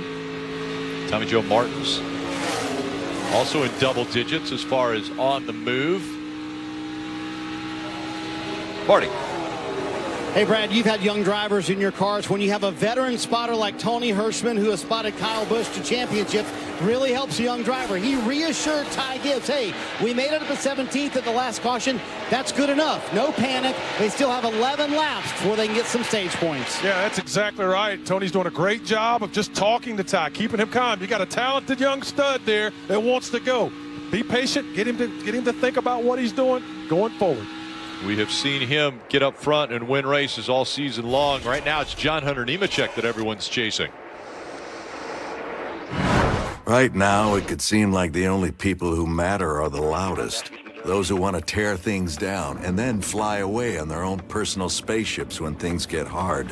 But we've got 182,000 people, and they're building big things, new things, things that will change the way we do things. And you might not know their names, but these people get up every day, working together to move us all forward. This is supersonic Wi-Fi from Xfinity. It's fast. So gaming with your niece has never felt more intense. Hey, what does this button do? No, don't! Welcome to the fastest internet on the largest gig speed network. Are you crying, Uncle Ed? No! A little. Only from Xfinity. Unbeatable internet made to do anything, so you can do anything. So you got fine dining, Chop House cheeseburger. They dressed this burger up in a two-piece cheese soup. The crispy onion strings have to be the bow tie. Sonic Chop House cheeseburger. Get this brioche top hat. That brioche top hat. Pain used to keep me from what I love most. Not anymore. Blue Emu gave me my horsepower back. It's the powerful relief my joints need. Blue Emu. It works fast and you won't stink. We love our new neighborhood. Yeah, great schools, wonderful neighbors, so helpful. Maybe too helpful.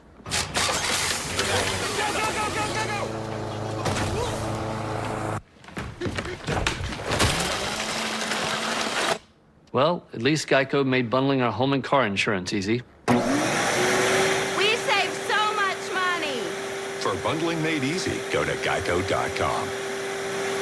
There are just two ways through the playoffs.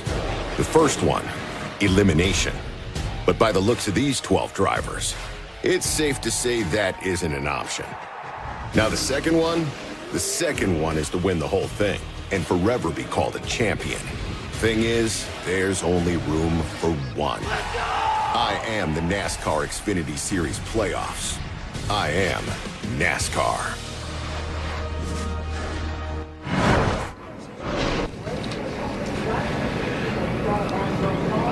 Second caution has come out. This time, C.J. McLaughlin. You saw him spinning when we were away for break just before the end of stage one. Take a look at what happened.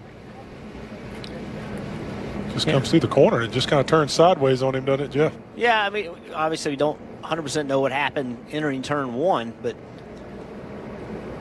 appears that good thing he didn't. Did a good job not hitting anything. Yeah, ended up obviously with the left front down, but that could be from that slide, obviously. But was in the traction compound, just kind of skated up out of it. Oh man, who's coming down pit road? That's what I'm trying to figure out. Well, we should ask a crew chief what the right decision is as the 38 leaves pit road. Steve, what do you think? Do you come to pit road now? Not if I'm a playoff driver. If anybody trying to score points, I stay on the racetrack, take my stage points, go ahead and fill my bucket. Now at the back of the field, maybe Mayer and Jones would try to pit now and flip these guys. Now the opposite is if all these playoff guys think they're going to come to pit road and you're Jones and Mayer, maybe you stay out, but it would drag the entire field down. In my mind, the better call is to just stay on the racetrack.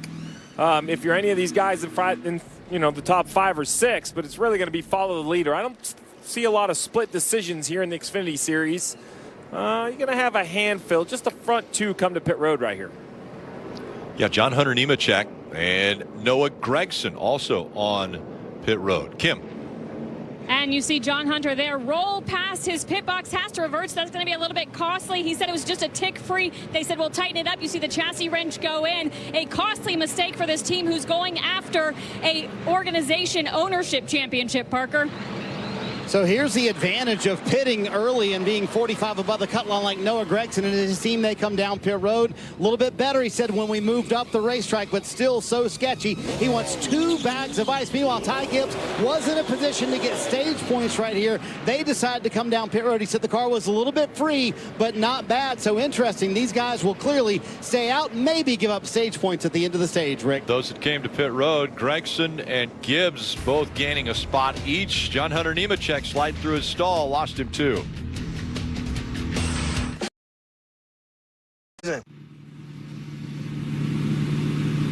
Drivers about ready to choose which lane they want to restart in, and you had the top four: Hemrick, Allgaier, Allmendinger, and Berry.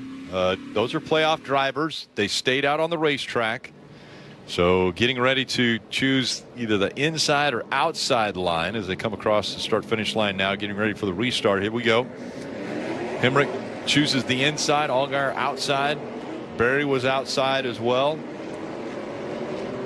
Noah picking the bottom, Ty picking the top, and all these guys have tires. What you would like to be able to do is pick the outside and just roll around the outside, right? Just be able to use momentum on the outside and pass them. But I still don't think, Brad, that they're comfortable up there in that third lane. You know, like the second lane, they're comfortable, but I don't know that they're comfortable with the third lane. The guys I want to be watching right here, Ryan Sieg, Jeremy Clemens, they're both 7th and 8th. They were the last two playoff guys that did not pit and put tires on. Can they get stage points here? Noah's 12th, Ty Gibbs 13th. Are they going to run them down? Kim. And in the Daniel Hemrick machine, he's P1 right now for this restart. It was strictly a strategy call. Do what the others don't to try and get stage points. They pulled it off. We'll see if Daniel Hemrick can hold out for these next 4 laps. Parker? And Kim, it was slightly different for Justin Allgaier. They told him to do what the majority does. It looked like the majority pitted, but he made the decision to stay out. They'll try and win this stage. It'll be a 3-lap sprint to the end of stage 1. And again, a playoff point is up for grabs, which these 4 drivers that are up front are very interested in. Hemrick, Allgaier, Allmendinger, and Berry. Austin Hill's up here. Jeremy Clements, Ryan Sieg. We'll see how the tires hold out against those that have the fresher tires. See if they can get through turn 1. This is going to be a heck of a corner. Great restart for Hemrick. Allmendinger right behind him in the 16. Now here comes the momentum from the 7 of Allgaier. And on the back of the screen, see the 9-car Noah Gragson. He's picking these guys off. He went to the bottom, made it 3 wide, put Ty Gibbs in a bad spot. Ty is way in the back right there. Noah Gragson, a great restart. Same for Daniel Hemrick. He really got out to a good, strong start, got to the bottom of the racetrack, and he's pulling away from these guys. But here comes Allgaier. Big wobble by the 16 of Allmendinger through 3 and 4. That dropped him back a couple spots. Josh Berry coming on strong, but look at Noah Gragson and what he's doing with those fresher tires in the 9. Boy, he's feeding on the bottom of that racetrack. He has got that number 9 planted to the bottom of that racetrack around that white line. He is coming. We heard Steve mention if you're a playoff driver, stay out for playoff points, but Noah Gragson came in 2nd onto pit road with John Hunter Nemechek, and now he's going to be getting some playoff or some points, stage points, as we are on the final lap of stage 1. You see Allgaier closing in on Hemrick. Can he get down to turn 3 and upset the balance of that 18 car, or that 11 car, excuse me. Down the backstretch for the final time in stage 1. Now, here he goes. Hemrick, Allgaier fighting it out for the win in stage 1. Hemrick, a good 3 and 4. He will win the first stage. That's awesome. We finally see Daniel Hemrick have a good starting spot. They struggled all season long with track position. You heard him talk about it earlier today. He gets a great starting spot today, and he keeps that number 11 up front the entire stage. Great job by Daniel Hemrick. It has been a long time since he has won a stage, all the way back the first race of the year, Daytona, but that now is his 3rd stage win this year.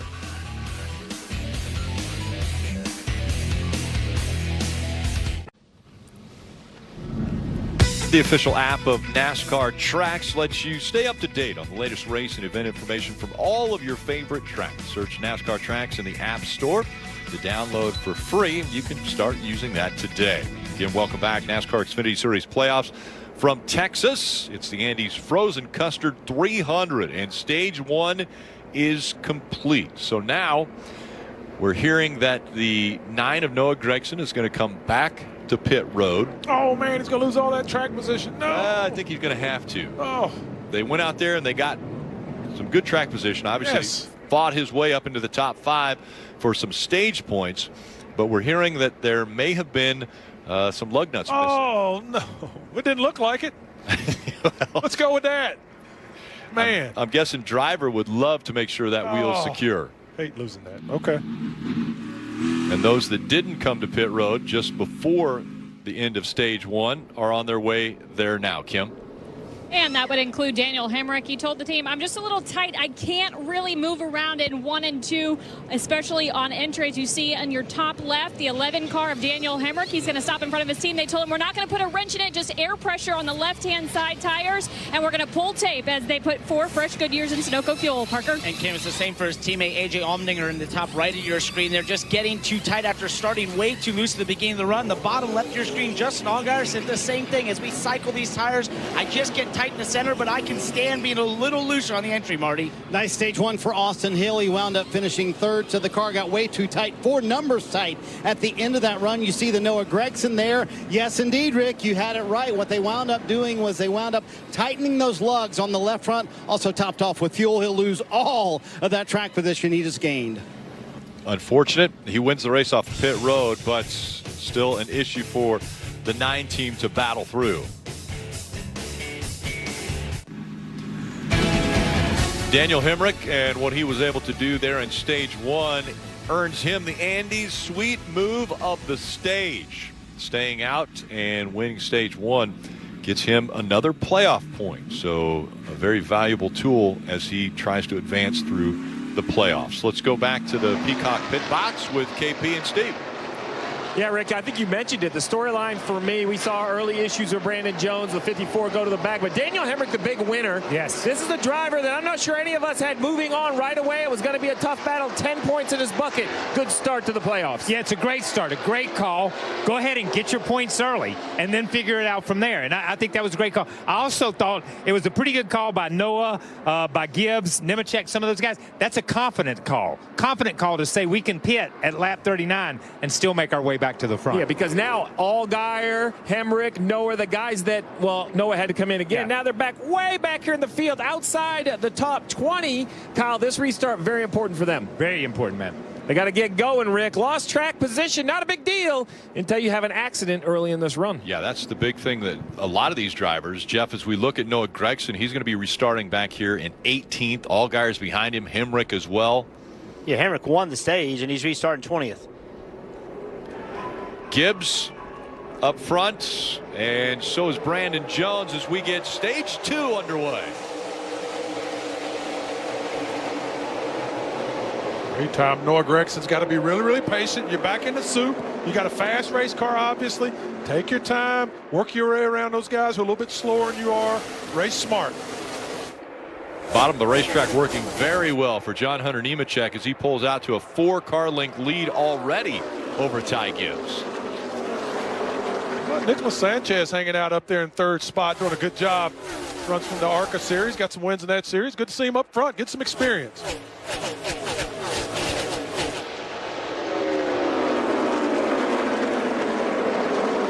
And at Sanchez, he was able to get in front of Brandon Jones.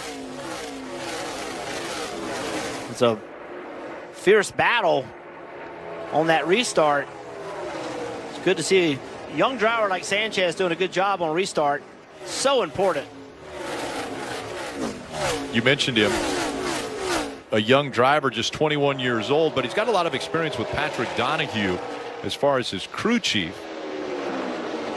And now up front, Ty Gibbs has been able to make his way around John Hunter Nemechek. So Gibbs, after falling back to about 4 car lengths behind, has made up the difference, and he's now leading here at Texas, as now this is heating up as well. Brandon Jones in front of the 48. Guys, don't look now. Noah Gregson's all the way up to 10th. There's Noah in the 9. Marty. How about making 8th, Rick, for Noah Gragson? You see it right there, plus 9. He's passing people that quickly. But under caution, Jeff, he said, I still feel a vibration. I will keep you guys posted. I can't imagine how unnerving that must be behind the wheel when you have that vibration from what seemed to be a loose wheel a little bit earlier. Yeah, and all you can do, Marty, is you know the wheel's loose, right? But if you're crew chief Luke Lambert and you still have a vibration, I would be concerned. Remember, they pitted. They went and ran 3 laps under green. finished well in the stage. Then they came in and fixed it, passed for the lead again. John Hunter Nemechek dives below the 54. What if there was an issue with John Hunter and that's how Gibbs was able to get by him? Because John Hunter Nemechek easily got by Ty Gibbs there for the lead once again. Makes you wonder if both of them didn't have issues, right? They both got tied off of 2 or something. And because when we came to the shot, John Hunter was flying by Ty Gibbs. Yeah. Kim. And John Hunter, remember, is the defending winner of this race. Now, granted, the conditions here are way hotter than they were last year, but crew chief Jason Ratcliffe says they used the information from the 54 car that John Hunter drove last year to set it up this weekend, felt really good about it, and they were one of only a few teams that told me that the setup they brought, they felt like tied the 2 ends of the racetrack together very well, so the drivers shouldn't need much. Right now, John Hunter running in the P1 position. Well, you remember that pep talk I gave Noah Gregson about taking it easy and being smart? Forget that. He is absolutely flying. He is already up to 7th. He is on a rail. So hopefully, by having a fast race car, he can overcome whatever that thought, whatever that feeling is with that vibration. Focus on what's in front of him because he is absolutely mowing them down.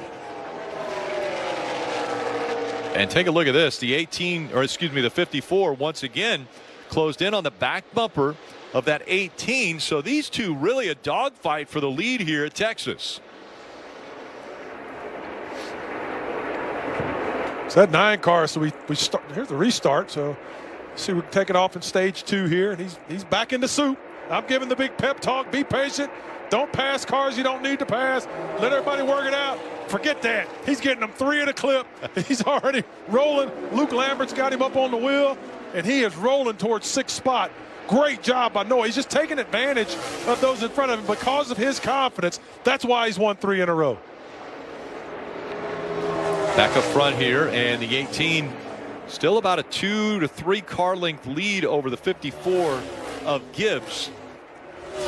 But Gibbs had closed the gap in and was within a car length. Now that stretches out again.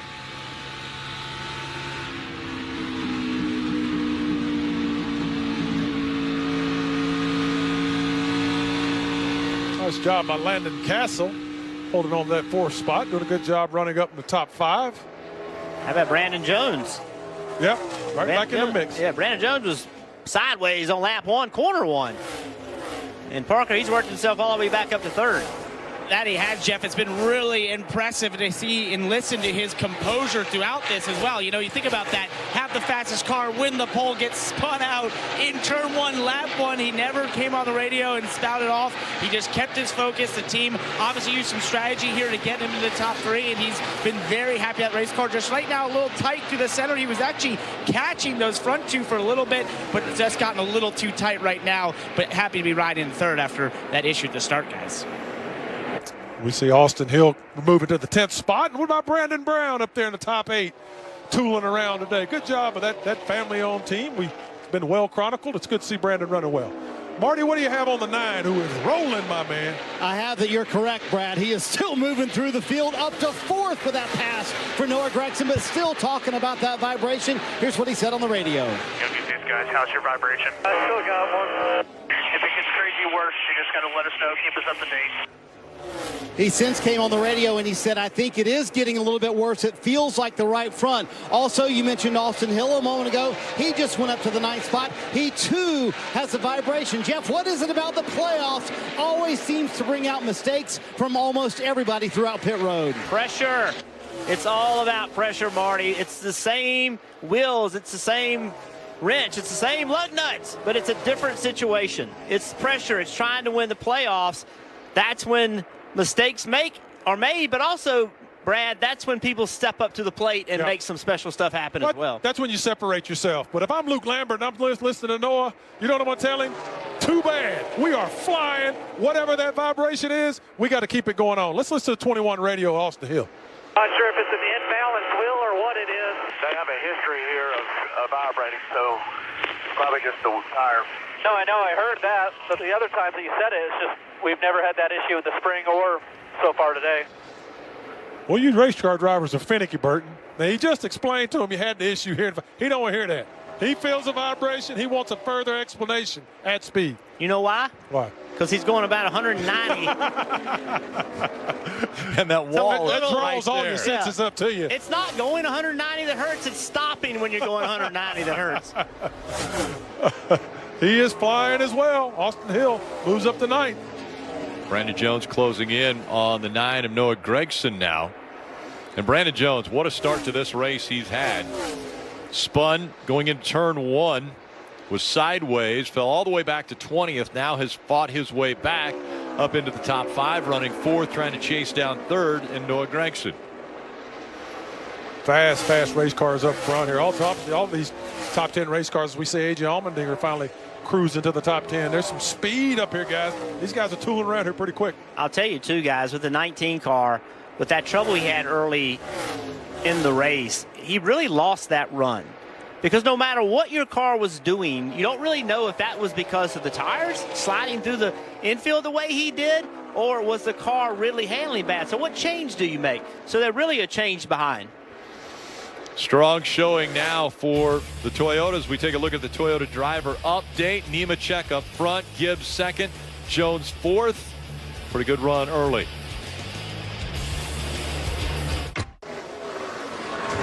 Tuesday, last fall's #1 show, La Brea, returns, and the mystery goes even deeper. La Brea premieres Tuesday, 9/8 Central on NBC and streaming next day on Peacock.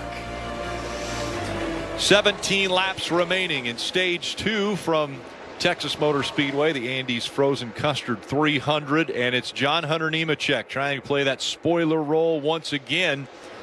Not in the Drivers' Championship, but the Owners' Championship is up for grabs for the 18 team. Looking to grab every point he can. Gibbs running in 2nd, Gregson, Jones, the top 4, and let's do a playoff driver through the field. We'll start with you, Marty. Ty Gibbs sitting in 2nd and really trying to held back by Noah Gregson, who's really catching him. They've been telling him Gregson's getting on the gas so much sooner than you are, although he wants to get up there and get the lead from John Hunter Nemechek. You know, he's using that double duty action to kind of help him out with the knowledge of what that traction compound is doing. But so is Noah Gregson, who's running the Cup race this weekend and sitting in 3rd.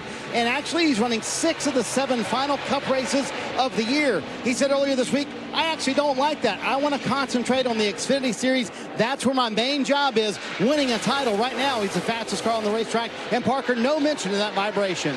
And right behind him is Brandon Jones, that 19, who we talked about recovering from that early slide in turn 1 after getting the pole here. But talking to this race team, one of the most impressive things about the recovery is that it doesn't surprise me when you talk and hang out with them. There's just so much confidence in this race team. And to talking to Brandon this morning, you know, he's walking around the racetrack with a smile on his face. Why? He said, I just know we have the speed. We have the performance. All we have to do is minimize our mistakes and execute, and we can be a contender in this championship. And I think today is a small example of that today, Kim.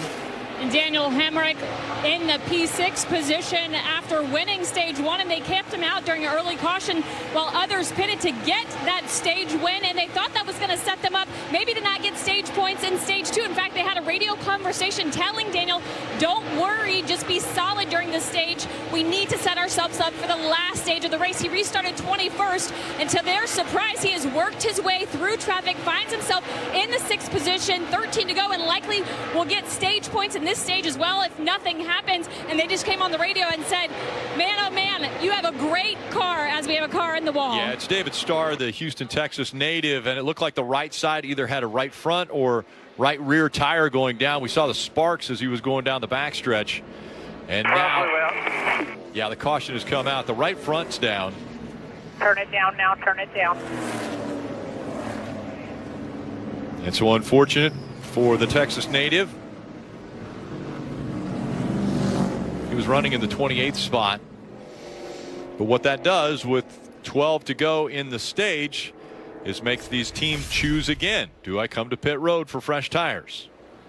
See David Starr in that outside lane, and clearly some sort of an issue, whether it's a tire down, mechanical issue, but something. The car just would not turn. A lot of damage to that car. Oh. Yeah, he just looked like he had a right front tire, just wouldn't turn the corner. David Starr is from Houston, Texas, 54 years of age. been racing here a long, long time. Been in this series a long time. Always been a lot of fun to watch him. Old truck series. Yep. Well, I love watching David Starr. He could wheel that thing, man. Yeah. Still can. You see all the damage to the right side now. As we'll see if he's going to be able to continue. So this caution came out with 12 to go in the stage. That's a little bit of a long time between now and the end of the stage. It'll be interesting to see if this stage gets split up again by people pitting, some pitting and not pitting. 4 sets of tires in their pits when this race started, so a little bit of a limited number there. With a longer final stage coming up, it will be 110 laps for the final stage. You're going to want a fresh set of tires to be able to change into those before we get to the checkered flag. Guys, when you look at what happened in the first stage, the guys that pitted first have assumed track position, and the newer tires for Hemrick, Allmendinger, Hill, Allgaier just haven't let them recover. I mean, they're inside the top 10, but haven't cracked their way up inside the top 5. The only one who's really done it is Noah Gragson. I mean, I think it's an aggressive call, but for someone like Nemechek and Gibbs who chose to do it the first time, they may choose to do it again and pit right here. Restart should be with about 7 or 8 to go in the stage. We'll just have to see what the crew chiefs decide. And then, Steve, are you going to split up that final stage? I mean, I think it's an aggressive call, but for someone like Nemechek and Gibbs who chose to do it the first time, they may choose to do it again and pit right here. Restart should be with about 7 or 8 to go in the stage. We'll just have to see what the crew chiefs decide. And then, Steve, are you going to split up that final stage? Well, you're going to have to either way. If you put your second set of tires on right now, you're still feeling fine about it. You have 2 sets of tires for that final stage, so you could stay out. And you have 2 sets if it happens at the end. I don't know if pit road was open with the safety truck right there. Yeah, I it was can't still tell. closed. Still closed. Yeah. So the more we ride around under the yellow, the more reason I would come to pit road. We're getting closer and closer to the end of that stage. So, yeah, you put your second set of tires on here. You would stay out at the end of the stage. You can make it on one stop when it comes to fuel, 120 to go. We think you can go about 60. You're going to get some more yellows. So I think it's kind of it's a must pit here if you think you're going to win the race, right? If you don't pit here and others do, you're going to lose track position. We're nearing the halfway point of the race. It can be very difficult to recover. Yeah, they dropped the green flag, Steve, on that last time that this sequence happened. There were 3 laps to go. They had to run 3 laps. As it stands right now, if they drop the green flag, they'd have to run maybe 6 or 7 laps. So a few more laps on the green you would run on this set of tires. Be interesting to see if people are worried about those extra few laps. So the field, as they are about to determine if they're going to come to pit road.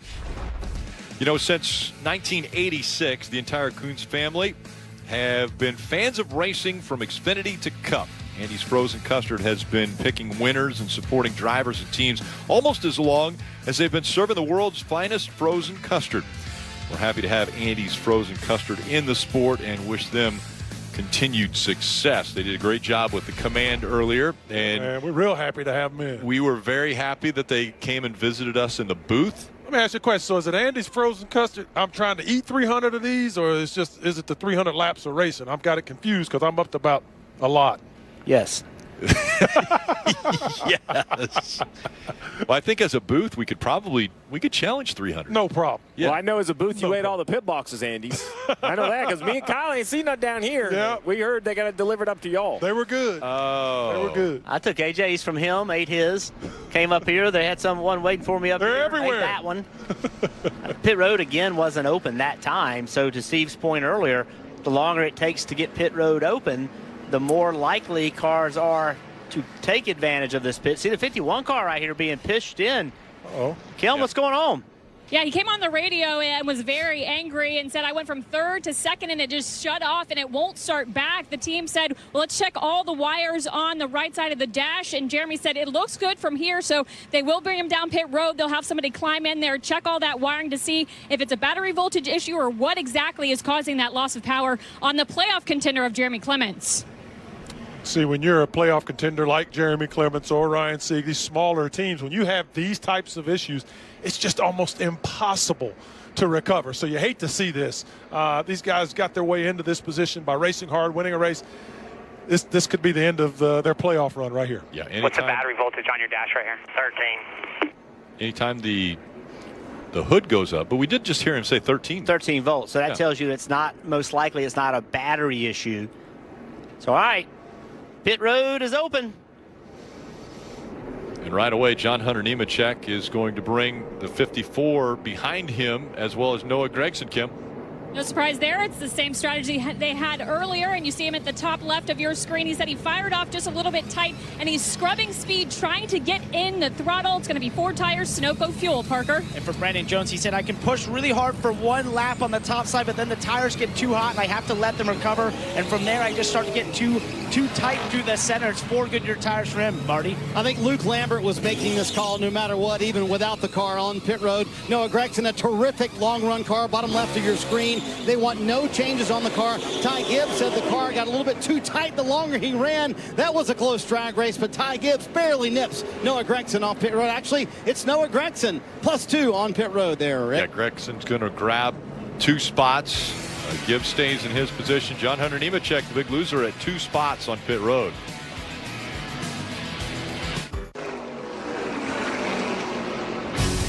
NASCAR on USA is brought to you by Ford. Built Ford proud. Northern Tool and Equipment. Start solving your projects today at northerntool.com. We're made for this. And by Andy's Frozen Custard, the world's finest, made every hour. It's a big weekend here in Texas. Tomorrow, Cup Series countdown to green at 2:30. Then Cup Series playoffs at 3:30. NASCAR America Post Race Show at 7:30. Make sure to join us for the countdown to green. Ryan Blaney, the All-Star winner from earlier this year, he's going to be the front of the grid with Jeff Burton and Dale Earnhardt Jr. Then Ross Chastain, watermelons, and winning. Can't wait to dive in a little deeper to Ross Chastain's background, as well as the 2010 win for Denny Hamlin. How it happened here at Texas. Remember, that was the race where the 24 and 48 pit crews swapped in the middle of the race. Wow. Jeremy Clemens going to the garage. A little action on pit road. Brandon Jones leaving his pit box. Alex LeBay in front of him. The wedge rich falls right in front of Brandon Jones. Oh, man. Slides neatly under the car. Don't think any damage done. And right out the back. Oh, and not good for the 8 of Josh Berry. An uncontrolled tire. Mistakes, guys. And remember, we're coming 6 laps to go in this stage right here. 7 of the 12 playoff drivers so far have had some type of issue. Par for the course. So if we play nice down into turn 1, once again, another restart. Who can get through the corner? 5 to go in stage 2. Oh, AJ's there. AJ's there. Oh, there goes the dinger.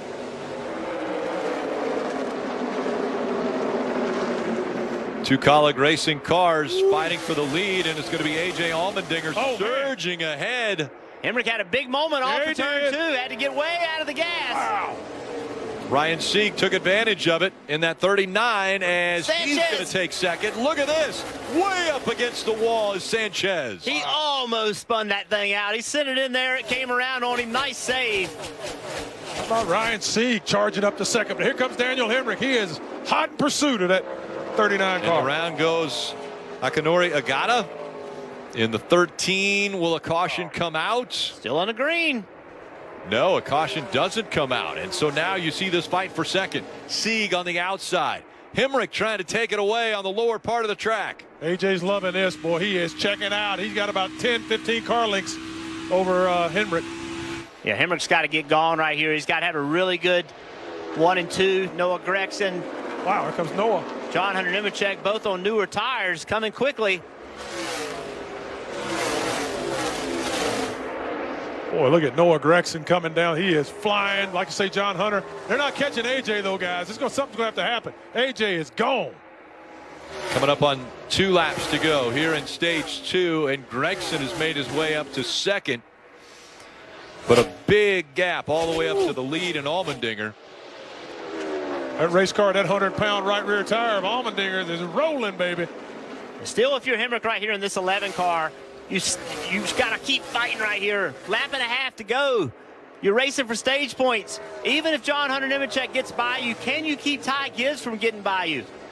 Make his best lap time you can. He's got one more lap. But Hemrick fighting now if he can hold on to this position. Final lap, Allmendinger with a little over a second lead over Noah Gragson. John Hunter Nemechek is third. Hemrick fourth, just in front of Ty Gibbs, who we were riding along with. Final time down the backstretch in stage 2. Gibbs looking to the inside. Allmendinger easily will win stage 2 here at Texas. Third stage win this year. But the first since Coda, and Gibbs not able to get by Hemrick. So Hemrick will be fourth, Gibbs fifth. Austin Hill gaining some stage points in sixth. Allgaier, Sieg, Brandon Jones, and Sam Mayer also grabbing points. 2 stages complete in Texas. You're watching NASCAR Xfinity Series playoffs. It's the Andy's Frozen Custard 300.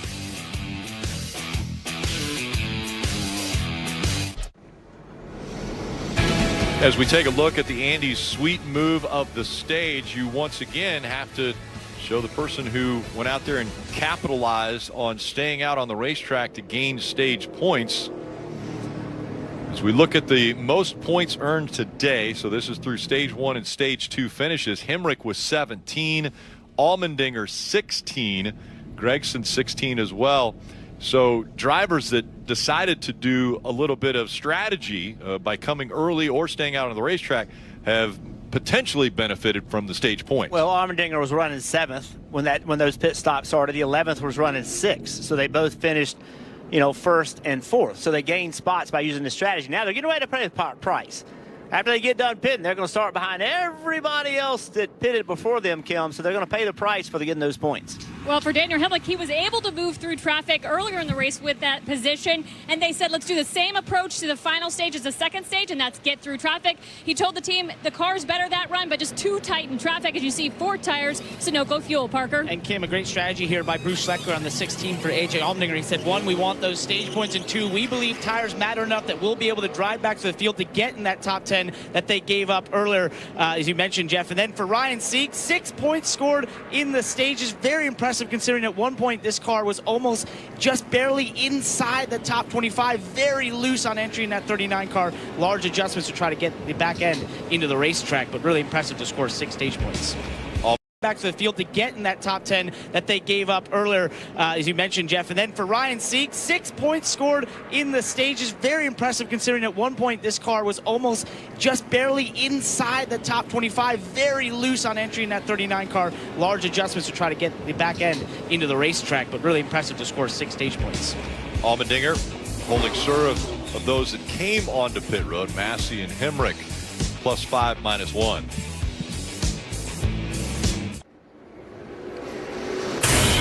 Today's race recap is built by Northern Tool and Equipment. Steve, KP, take us through it. Well, it started right away. Ty Gibbs goes to the back for an unapproved adjustment. And then first corner, first lap, KP. Big move by the 19. Aggressive. We see Hemrick getting to the back of him, get him down on the flat. He saves it and recovers. Yeah, and then a big accident for the 26 of Jeffrey Earnhardt. Underneath another car, just loses the back of the car, spins around, heavy contact with the inside wall. Will end the day for the 26. We see CJ here. This thing gets out of control, and he saves this thing. It never goes all the way around, but what a slide for life this was. Then we see the 11 of Daniel Hemrick, who uses a little strategy to stay out and win stage 1, claiming 10 points. Could be very important when it comes to the playoffs. Then David Starr, the Texas native, wall contact. Yes. You see the right front here as he comes down pit road. This thing's torn all to pieces, man. Another playoff car with an issue, the 8 of Josh Berry. Watch his right front tire rolling out of the screen. That's a penalty for an uncontrolled tire. It goes a couple states over. That is a penalty for sure. Then the 16 of AJ Allmendinger wins the second stage. He got a few points, but now, KP, he's going to be back in the pack with this strategy. 2 very oddly timed caution has kind of dumped this thing all messed up. Yeah, just the way they came, the way these guys pitted, their strategies. It's going to be interesting to see how long it takes them to get back. Well, there you go. There's the picture of the 4, Rick. 105 to go. You mean this hasn't been settled through 2 stages? As we take a look at who the top 4 were entering as far as playoff drivers this race and where they're currently running, as Noah Gragson and John Hunter Nemechek bring them back to start the final stage. Great restart by Noah. John Hunter's coming right back though on that left bumper, left rear, holding on to him. Too much power for that 9 car though.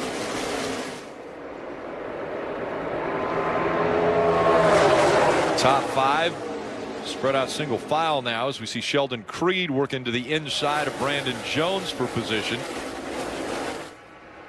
It's going to be interesting to see what Noah Gregson can do with track position. He's been coming from the back several times. Now he's got the lead.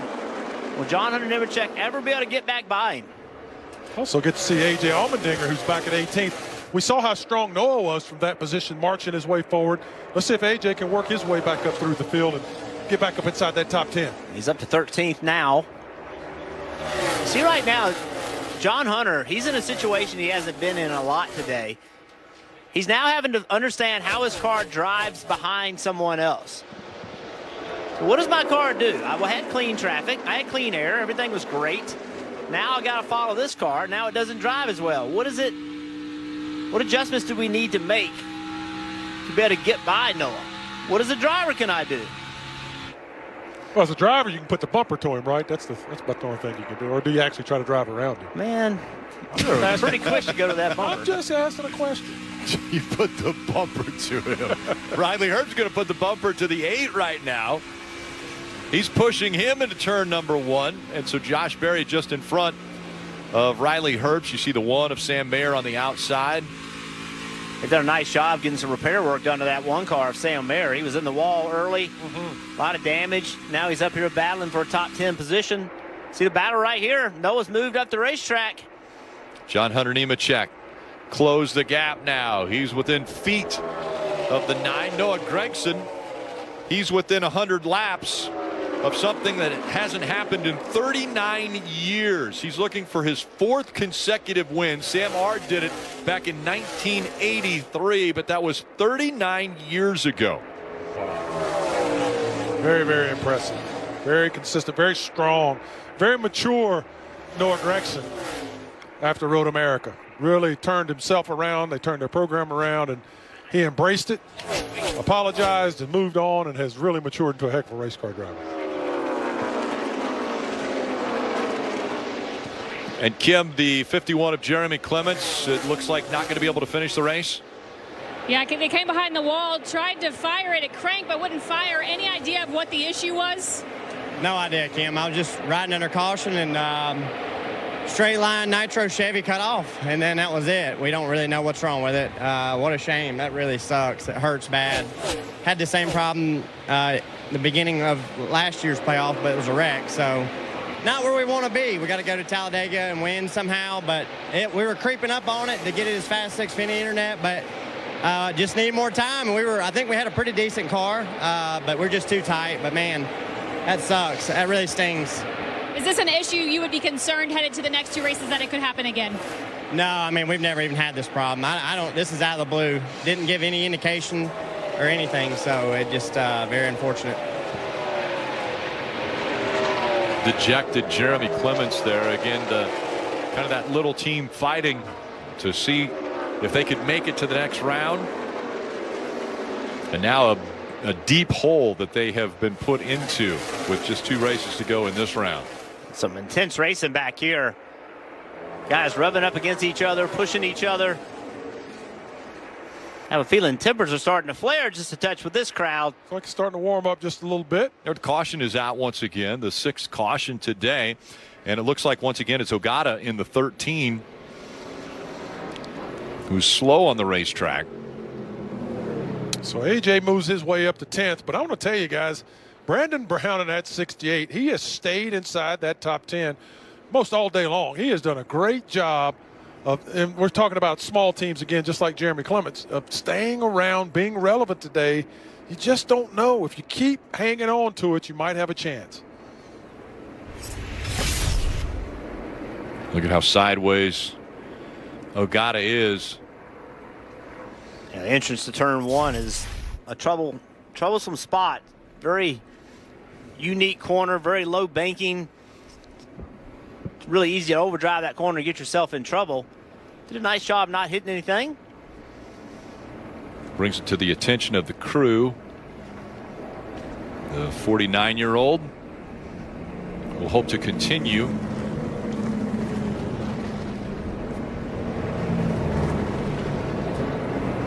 And so we'll go 2 by 2 once again as we'll get ready for the restart. 95 laps still remaining. Got to get down through turn 1. You've got to get some spots on these restarts. It gets a little spread out. You know, if you're in that top 10, you're in that top 12, you have got to make it uncomfortable for someone getting down into turn 1 and try to take advantage of people, because you come out the other side and these cars pick up speed. You just get strung out too much. Pit road's open. We'll see if anybody wants to take advantage of that. And the 9, maybe faking it a little bit there. Nobody in the top 10 is going to take advantage of this break in the action.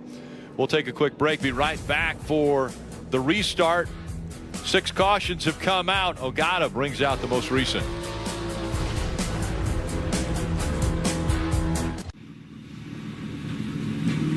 So it's not too late to play NASCAR Fantasy Live with the $10,000 cash up for grabs for the playoffs. Create an entry and you can pick your drivers to compete for your chance to win big. Visit NASCAR.com/fantasy and you can get started today. Parker. Well, Rick, we talked about how slick this racetrack was at the beginning of the race, but that has not gotten any better. I believe it's even getting treacherous. Take a listen to Justin Allgaier's radio here recently. Really only into 1 loose end. Entry to 3 is fine. I just cannot drive in any harder into 3. I'll either full wheel drift or I'll lose the right front once I load up into the binky. That's the key to me. 4-wheel drift. That just tells me as a driver that there just simply is not the grip that you want to have as you go off in those corners, and knowing how treacherous these restarts and how important they are, you got to think that's on the minds of someone like Justin Allgaier. How hard do you push down into 3 and 4 in a restart, knowing you could possibly be in a 4-wheel drift? Drivers choosing which lane they want to be in for the restarts. A lot of Gibbs Toyotas went to the top together. Nope. And looks like, was that the 48? We got in the middle of, right in the middle of the choose arrow. I think Sanchez hit the box, and if that's the case, he's going to have to restart in the back.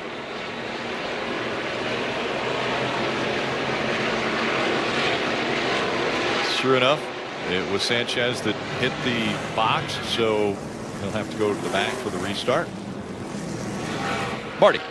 Austin Hill sitting in 4th in the playoffs in his first year in the Xfinity Series. And he said earlier this week, what's the philosophy? Just keep it simple. Don't change anything. He has all the experience of the Truck Series in the playoff system. He said the first few years in that system, I put so much pressure on myself. Now I'm just kind of taking it easy and taking what the race will give me. Jeff, there's a reason you had him in your championship 4. Here he is showing out as well here at Texas. Yeah, Marty, I like his maturity. I like that experience that he's had in the Truck Series, and you know, I just like his mentality, knowing he's got to change to be an Xfinity driver versus a truck driver, and then seeing the results of that lately, starting to all the dots starting to get connected for him. A lot of support from RCR.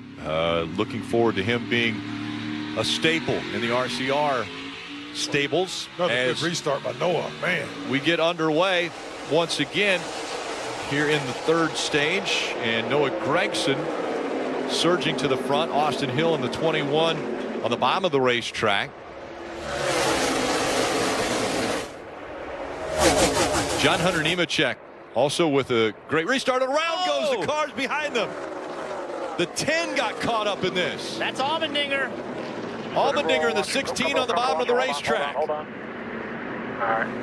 Get it rolling down the hill. Roll it down the hill. Brandon Brown, it looks like, in the 68 also involved. Boy, Brandon Brown was having such a good day. My goodness. There's AJ. Yeah, Landon Castle. I couldn't quite tell who that was. Was that Brandon that got 2 turns sideways? Brandon Brown, I believe, was sideways, coming off a 2 and down the backstretch. It was almost in the middle of the backstretch when he went sideways. So A.J. Allmendinger from the front, doesn't look like a lot of damage. And we talked about those willingness to get stage points, but then having to start toward the back end of the pack. Although he'd worked himself up pretty good, still behind some cars. They may not have been behind if they hadn't been trying to get those stage points early in the race. Let's see what happens. He goes up a little bit. Yeah, Brandon Brown and... Is that AJ? Yeah, AJ. Yep.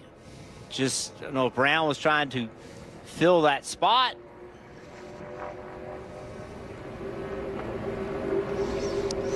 Looked like he went right across the nose of AJ, and it just up. Can't tell if AJ got into him just a little bit or not. Let's see here. He goes up. Oh, wow. Yep. It's almost like his car was moving a little bit because AJ just barely bumped the right side of the bumper. So it's almost like he was pointed at the wall before they made contact. Let's see the 39 of Sieg also with some damage. Playoff driver. Yeah, Ryan Sieg ran into Stephen Parsons there. Coming here. Keep coming. Hustle to close that gap in front of you to the bottom.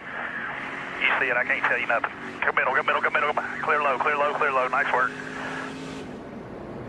So you see right here, and that we've seen the angle multiple times. Brandon Brown moves up in front of AJ, and AJ's like, nope, not letting you do it.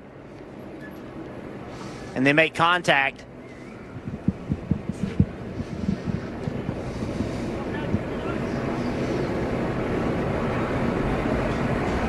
And all this damage.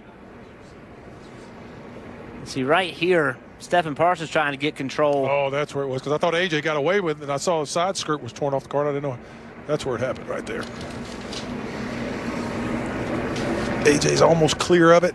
Right here, Stephen comes down, and it sends him into the, just barely. Yeah, tagged that right front of the 16 of Allmendinger. Just arguing for space right there, and yeah, I bet both of them wish they would have used a touch more patience at this point. Either one of them could have avoided that, as I see it.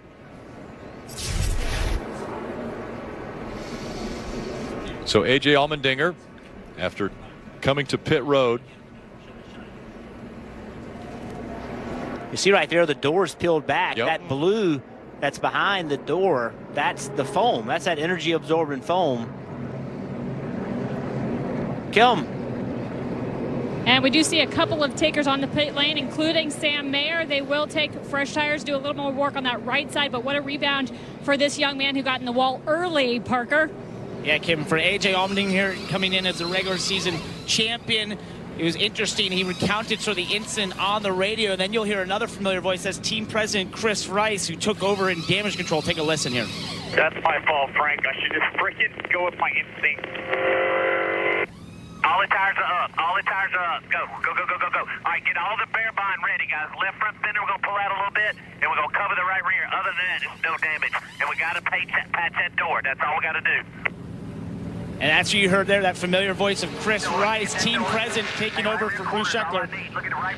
And now you're seeing them do the damage control here and sort of find the repairs they need to do that. They had the car come down, the tires were up, they looked it over and now got those pieces ready, and now they're going to work on fixing that 16. I know it's easy to critique from up here, but when they're going 180 miles an hour, is that tape going to stay on the door? Not looking good. That's going to be the big question. This happens. A.J. Allmendinger, playoff contender, caught up.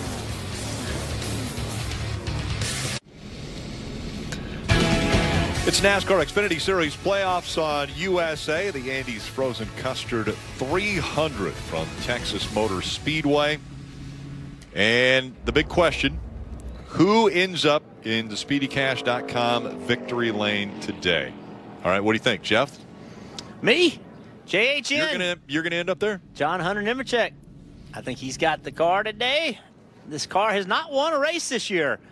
John Hunter Nemechek got a lot of speed today. I'm picking him. Brad? Well, that 18 car is still not going to win a race today. And I was on the Ty Gibbs bandwagon, but I'm jumping to my big behind off, and I am climbing on that Noah Gregson train, Jack. 4 in a row, baby. We're both way out on a limb. We got first and second right now.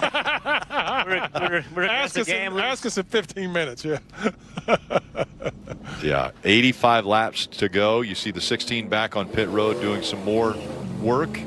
A big patch going on that left side of the car. You know, a little bit of damage on the right front. See how the nose is up a little bit on it? The right front fender's got some bend in it, so I know Chris is doing his best to sell it to his driver. Hey, there's no other damage, but there appears to be that right front is damaged some. And getting ready to choose once again, either inside or outside, and Noah Gregson diving to the bottom of the racetrack. John Hunter Nemechek will be up top. Hill will be on the bottom again, and Allgaier up top.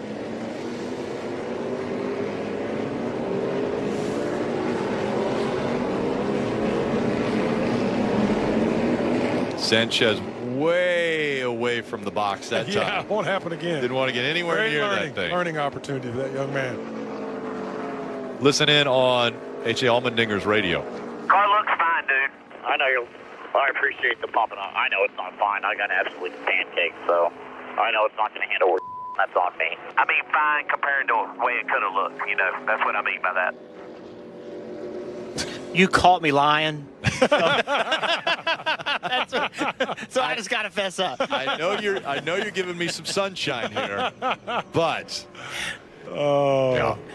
You can't blame me for trying, man. Right. You got to keep that driver fired up, pumped up, excited. Yep. Never know. Never know. That's right. Parker. And another playoff driver that caught a little bit of that incident was the 39 of Ryan Sieg, and the team trying to pump him up as well because they said he just has a little damage below the right front headlight. They were able to patch it up. They think that's the only damage, and so they're optimistic that they'll still have the speed in that 39 car once we get going here. Optimism. It's good to have as we get ready with 84 laps remaining here in the race from Texas. The first race of the playoffs for the Xfinity Series, and Noah Gregson. Oh. John Hunter Nemechek. Stays with him. With a great restart. Now Hill dives to the inside. He's going to make it 3 wide as they go to 1. Advantage John Hunter right here, I think. Oh, he's loose. Oh, he's falling. Oh, he's in the wall. Oh. Hard into the wall. Wow. The 7 of Allgaier as well. Brandon Jones is in it. Hemrick is involved. A lot of playoff drivers. Nowhere to go, man. All right. 4 wide. Trying to come out of turn 2. Sam Mayer has damage. Oh, no. Look at this. And that just brings A.J. Allmendinger right back into it. That was a huge wreck. Wow. Brandon Jones. You see the window net down for Allgaier. Wow. Things started so good for Brandon Jones today. Sat on the pole, lap 1, corner 1, got pushed around. Now in this wreck, Joe Graff Jr. with damage. Man, said it before, turn 1. I mean, you got to get through there. You got to take advantage of people as well, but that was just all take and no give, and we wipe out the front half of the field. Yeah, 4 wide is not going to work coming out of turn 2 at Texas. Bad decision. Bad decision. It was a huge hit right there, too. Yeah. This car is clearly done. Appears to be done for the day. Hemrick. Steering wheel coming off. He's going to climb out of that car. Let's look again. So this thing starts a great start. You called it, Brad. John Hunter Nemechek on the outside. Right now, I think he's got the advantage. But as he gets further around the corner, he has a problem on corner exit right here. See him get loose? Yep. And now he just spins around. Oh. And Allgaier was just sticking his nose up in there because he saw the opening. He wasn't going. And then when John Hunter got loose, he just, he was still on the throttle, the 7. Took up that spot, and there was nowhere to go. There's no racetrack left. John Hunter's coming around right in front of the 7. And then it just sucks everybody into it. Boy, that's a hard hit by Justin Allgaier. Yeah, it was. Yeah. And the 18. Yeah, Nemechek hit really hard. And then 19 up in the air. Man. Brandon Jones. Pool behind them. You see the damage to the front of that car. There's Hemrick. Wow. Now, is this a situation where the 7, could it have been pushing air on that left rear quarter panel at the 18? Well, the 18 to me got loose. Still there. First? Yeah. Still there. Breaking, back it out, go middle, go middle, go. Yeah, all right. Brett Griffith, the spotter, doing all he can, but it's just nothing you could do. I mean, it's just, you're given the best information. See right there how quickly John Hunter was just in the gas trying to get the lead, and it exceeded the grip limit. The car just did not have that much grip in it. It's in the gas right here, pushing hard, and right there it starts coming around and just big wreck. That's just racing hard, trying to get the lead, knowing if you get this lead, you have a great chance to win the race. Nick Sanchez slid through there without getting damage.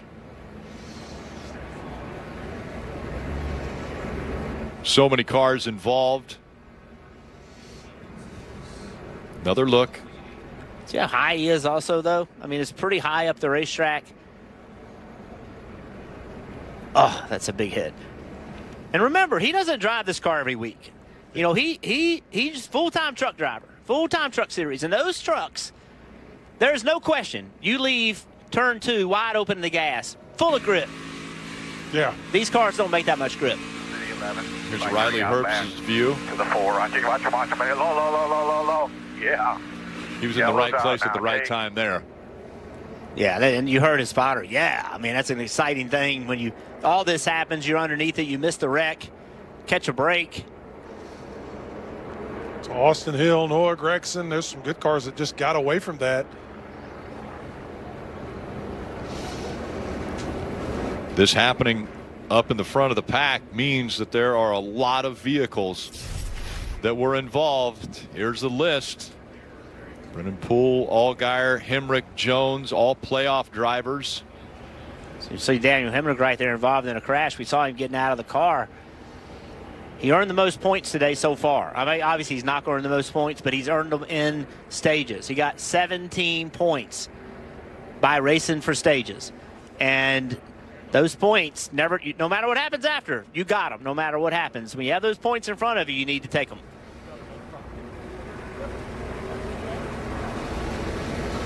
Out of the car, dejected Brandon Jones after winning the pole earlier today, and then involved in this.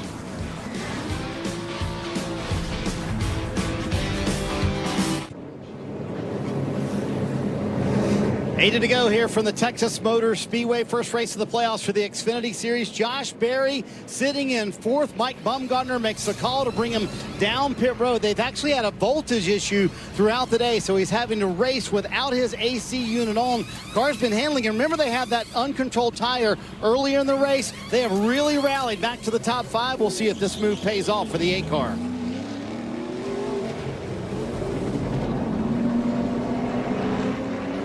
Well, Josh Berry had an issue on pit road earlier with an uncontrolled tire, and that's just one of many issues that have happened with playoff drivers, including before the start of the race. An unapproved adjustment put Ty Gibbs at the back of the field.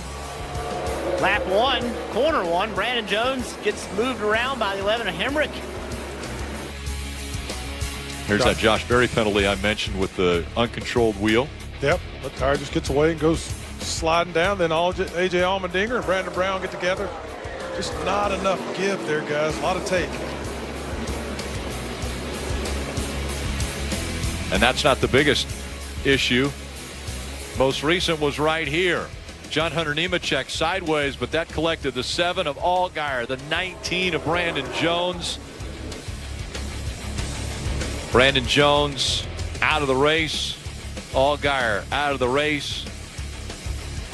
And now, what has that done to the playoff picture? We know that Clements had an issue with his engine. He's 29 points below the cut line.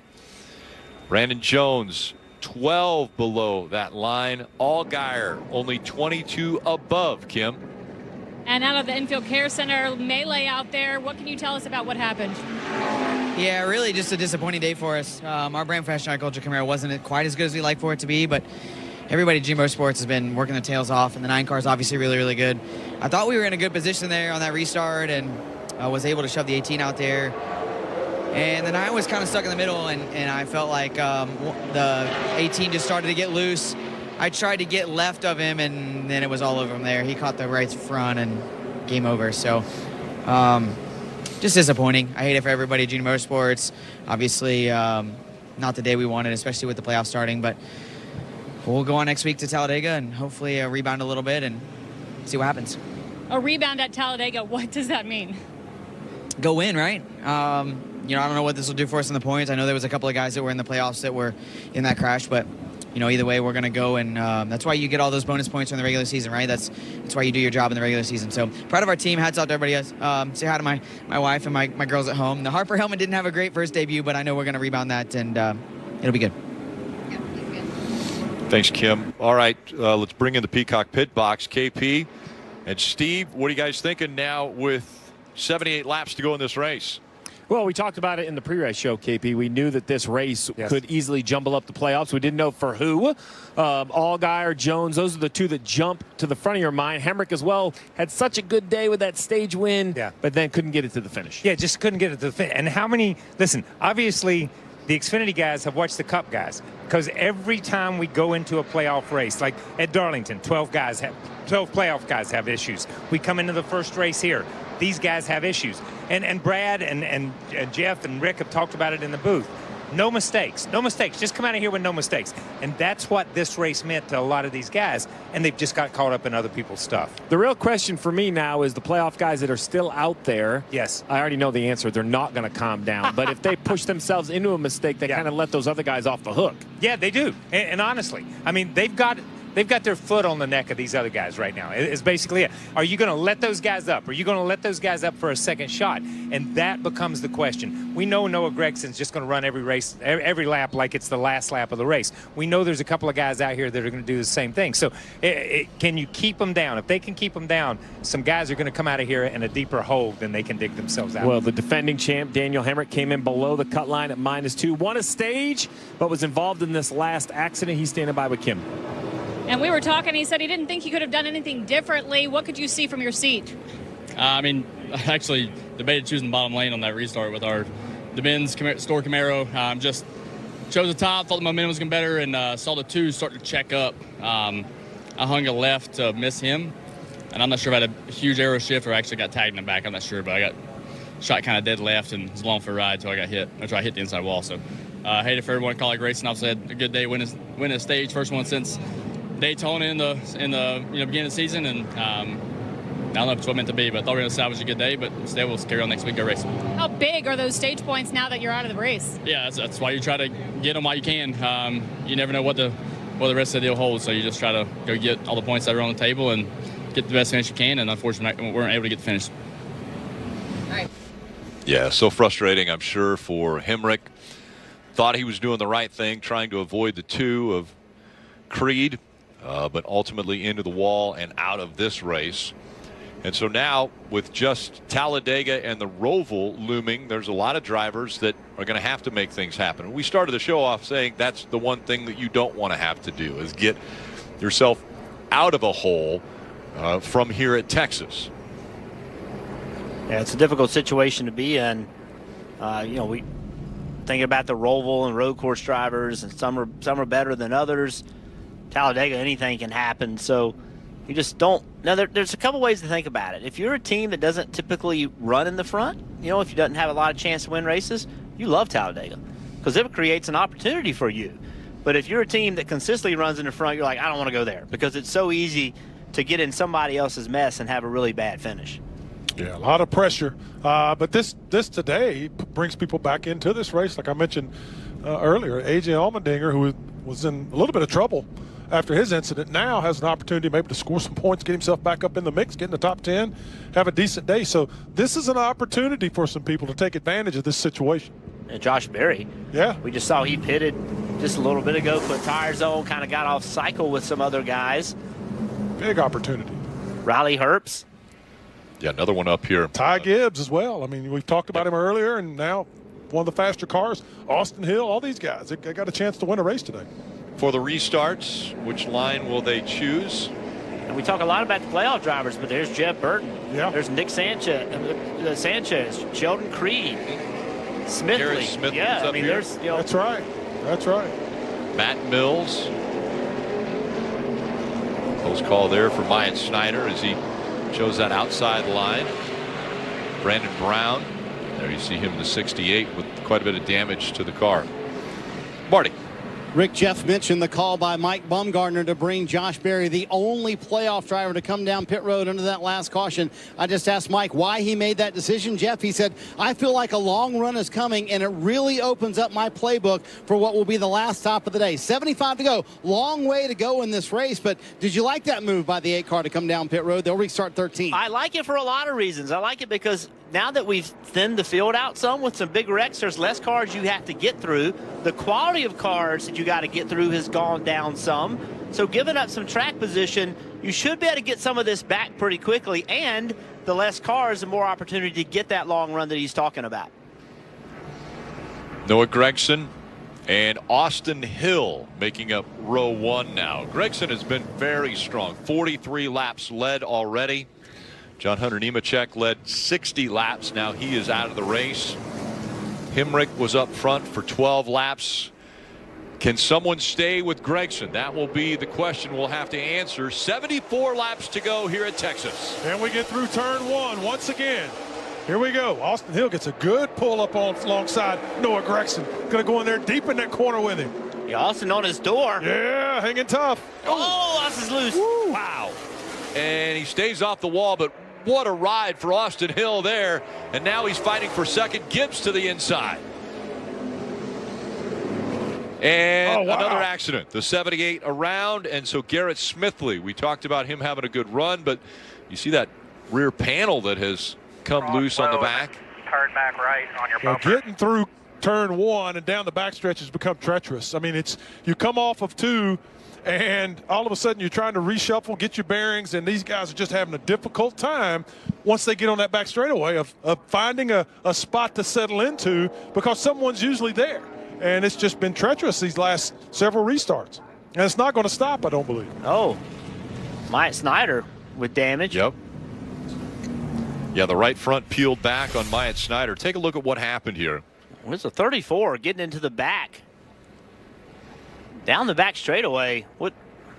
Well, you got him sideways, got him loose.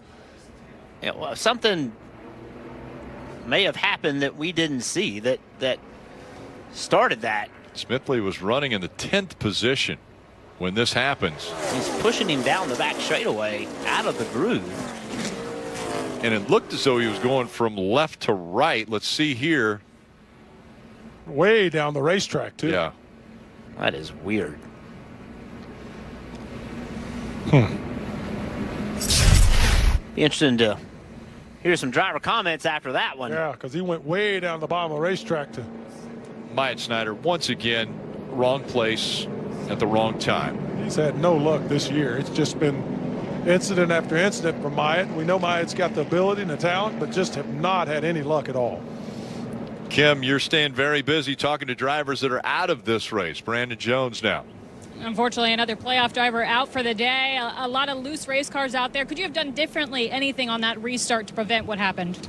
Not really. You know, I think that I already knew going into that top lane that it was on the free side. I told Jeff already a few times that it's trending looser the farther we go here on these restarts. Too much trash gets blown up there, I think, under caution laps, and so it just takes a while for it to kind of blow off before it becomes good again. And just think that the 18 was pushing a little bit too hard. You know, nothing to follow him there for, but probably a little bit early to be going that hard. So is what it is. No stage points hardly all day, and a bad finish. That's what that kind of does for you when you don't get stage points. So frustrating day, but big thanks to Pelonis, Menards, and everybody there. I think we can go to Talladega. You never know what happens there. We can win it. And our road course program is phenomenal lately. So go to the Roval, have a really strong day there. They're looking forward to what's ahead of them, which is difficult to say. Talladega and the Roval are going to be races where they can take advantage of something. All right, Steve, 72 to go. Pit road's open. Is anybody going to come? I think you're going to get a couple more, but I really love the position A to Josh Berry's in. You mentioned it. He came to pit road. He can't make it on fuel, but I think he only needs a couple seconds of fuel now. But another quick yellow guy's going to have to really start considering. With 71 to go, we think they could go 60 if you stretched it, maybe 63 or 64. So we're getting close to that fuel mileage window. Noah Gragson up front, and that's where he'll be for the next restart.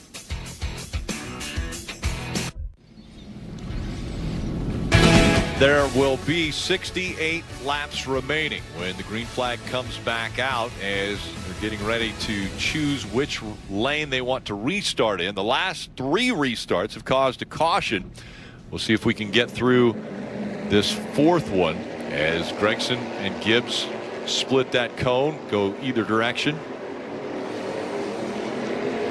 Austin Hill once again restarting in the 2nd row now with Riley Herbst next to him. So now before the green flag comes back out, Noah Gregson is going to restart on the inside. Marty. Rick, you mentioned those 3 cautions. Noah Gregson's had a terrific long run car today, so those cautions are actually hurting their program. They know the 54 better on the short run. They also know how aggressive Austin Hill plays these restarts. We'll see how it plays out, Kim. And Riley Herbst in the 4th position. He told me before the race they are definitely one of the underdogs, but flying under the radar has its advantages because it allows them to focus. They've done that today. He said we're going to be very pedestrian. Start the race, finish the race. Parker, that's worked in their advantage. Has this been a race of attrition for the playoff drivers? And Kim, for another playoff driver, and Ryan seeing that 39 car, he told me earlier today, I'm just happy to be a part of the playoffs. Whatever happens from here is a bonus, but the team just told him the opportunity window has opened with 4 other playoff drivers having trouble. They've scored 6 stage points in this 39 car. If they can get a good finish, this could propel them to the next round. Front row making up Gregson and Gibbs. They count for 11 wins between the 2 drivers. 6 for Gregson, 5 for Gibbs. 6 is the most wins for Junior Motorsports in a season. Can he make it 4 in a row, though? That's the big question. 68 laps remaining here at Texas. Great restart again for Noah Gregson. Covers both of those 2 front cars. He's pulling away. Let's see if everyone else can make it through turn 2. We mentioned Sanchez able to get through that accident. He's up there inside the top 5 with Sheldon Creed, non-playoff drivers. Gibbs clearing Hill. Hill looking to the bottom once again. Hill in that white 21, Gibbs in the 54. And what a run for Nick Sanchez. Trying to take the spot away from Riley Herbst. Kim. And for Nick Sanchez, this has been a great run. I talked to the team, including Patrick Donahue, the crew chief, earlier today, and he said Nick doesn't exactly have the experience here to tell them what he wants, so it's good they won in the spring with Tyler Reddick because they had a really good baseline for the setup. The car, though, is actually the car from the Kansas race that Chastain took and finished top 5, so they felt really good about the car, also felt really good about the drivers. Nick has done a lot of prep work coming into this weekend, a lot of sim work, so it's paying off currently as Nick Sanchez runs in the 5th position. Yeah, he's got a lot of pressure now from A.J. Allmendinger right on his back bumper. It's so beneficial when you go to a racetrack that you have a lot of confidence in your car. You know this car was good in the spring. You know the setup at least is close, right? And now you got to tune it to the driver. Every driver's a little different, but what an advantage for a young driver. And Nick Sanchez to be able to look at himself and just say, okay, I got a good car. I just need to go do my job. See right there, Allmendinger got him loose. Oh, wow. Whew. Good catch. He's doing it. That's the edge of grip, I would say. He's having I was fun. catching my breath, and you're over here thinking this is fun. Yeah, it is fun, man. I like to see a young guy out there just in the gas trying to make something happen. 21 years old, Sanchez. Take a look at that car getting sideways on him.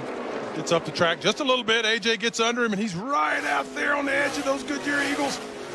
Gathers it back up. Carry on. We've seen this with Nick Sanchez today. He has good takeoff speed, but the car starts to fall off a little bit. You see right there that 8 car, Josh Berry. We talked about him. He pitted on lap 121. He's got fresher tires than these guys. Now, there's been a lot of caution laps. So the other guys pitted around lap 90. A lot of caution laps in between, but a little better tire on that 8 car. Didn't feel like he had a great car in qualifying.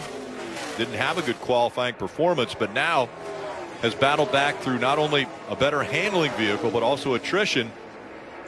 And so Josh Berry up inside the top 10. As Austin Hill hanging on to 3rd right now, Marty. Terrific run for Austin Hill and his crew chief, Andy Street. Rick, there are 4 playoff drivers either off the track or out of the race right now, and that has changed the game plan for the 21. Listen on the radio. Everybody that just got wrecked out there, the 7, the 11, the 19, all those guys, the 39 even having a bad day, 51's behind the wall. So, I mean, obviously we want to win, and that would obviously lock us in for the next round, but at the end of the day, if we can't, we need to be the next best, like what we talked about this morning. We're in a good spot right here. Yeah, copy.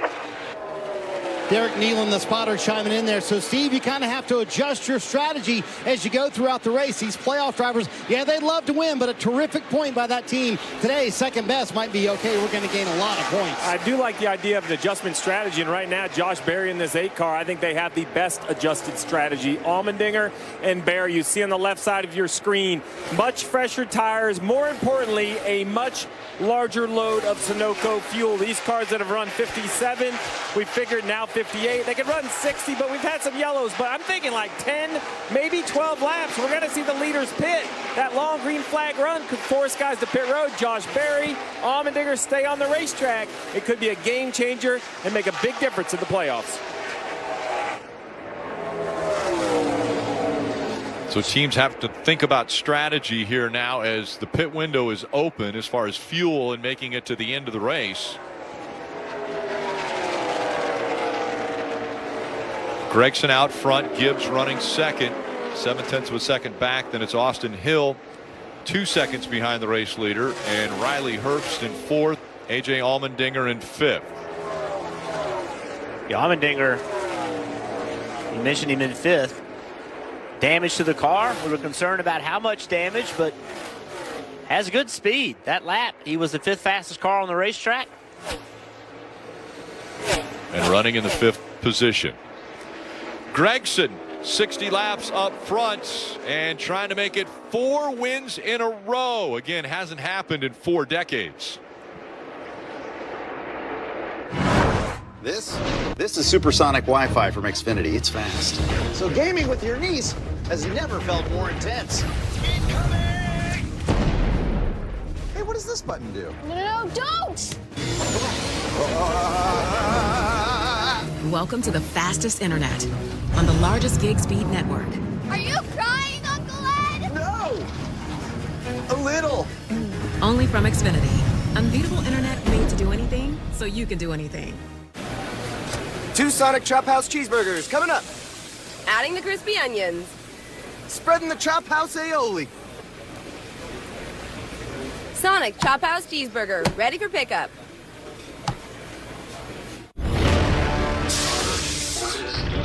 Guys, there's something on the ship. There's something with us here. What do we do? Get to the escape pods. Go now! Okay, I'm an alien, and I got these claws. I'm climbing the wall now. If you're making a sci-fi movie, you need to finish the special effects. Does that look good? And if you want to save by bundling home and car insurance, you need Geico. Guys? Uh-oh. See how much you could save by bundling with Geico. Is that going to be a problem?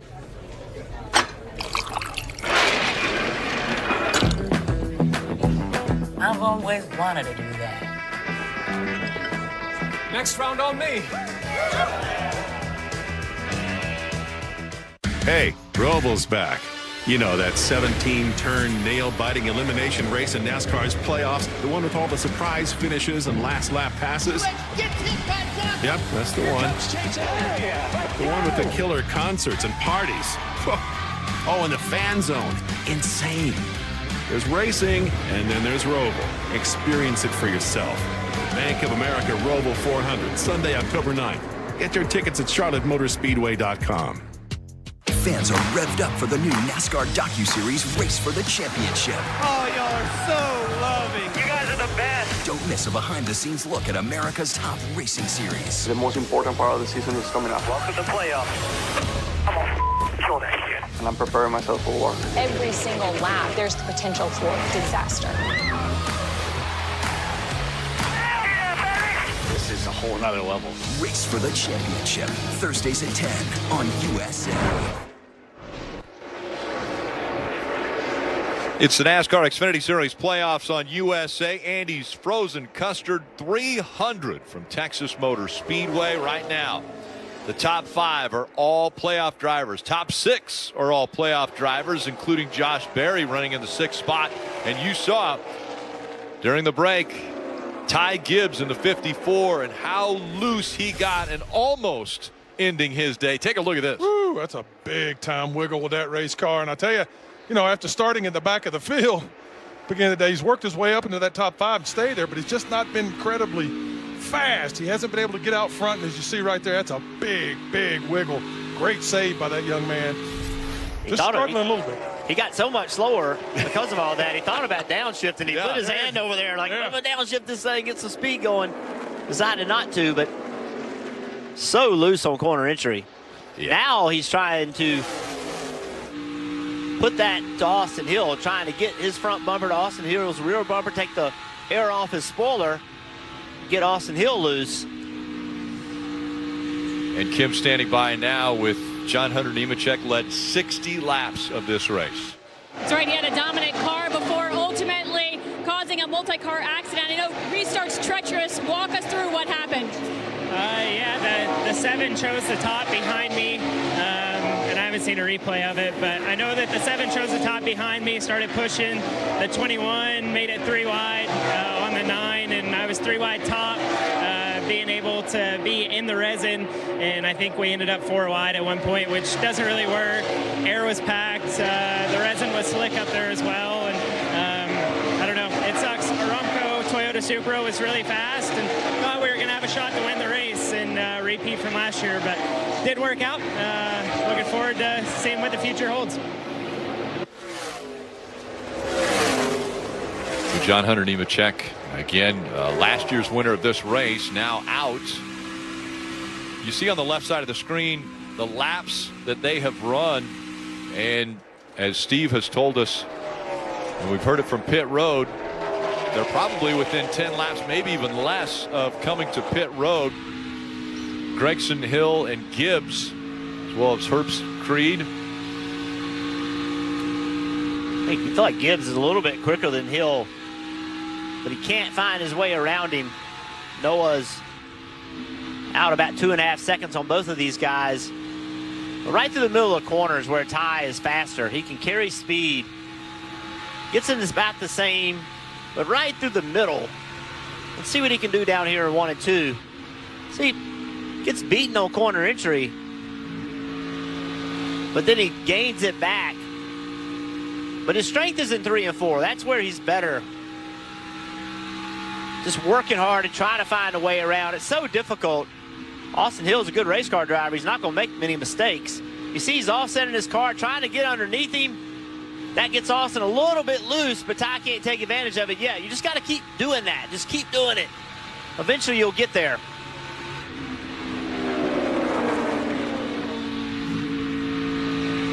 Marty, what are you hearing from the 54 team?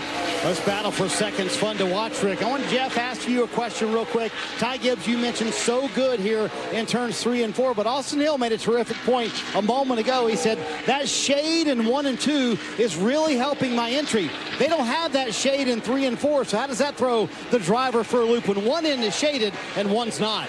You just got to remember. So look at all the shade. See how much cooler the racetrack is? Sun's been off of this part of the racetrack for a while, so that allows you to attack that corner, drive it in deeper, makes more grip. When you get down to this end of the racetrack, sun's shining on it. This time. Pitting right here. Saw Ty with a hand out the window. Yeah. Noah Gregson, also race leader, has come to pit road.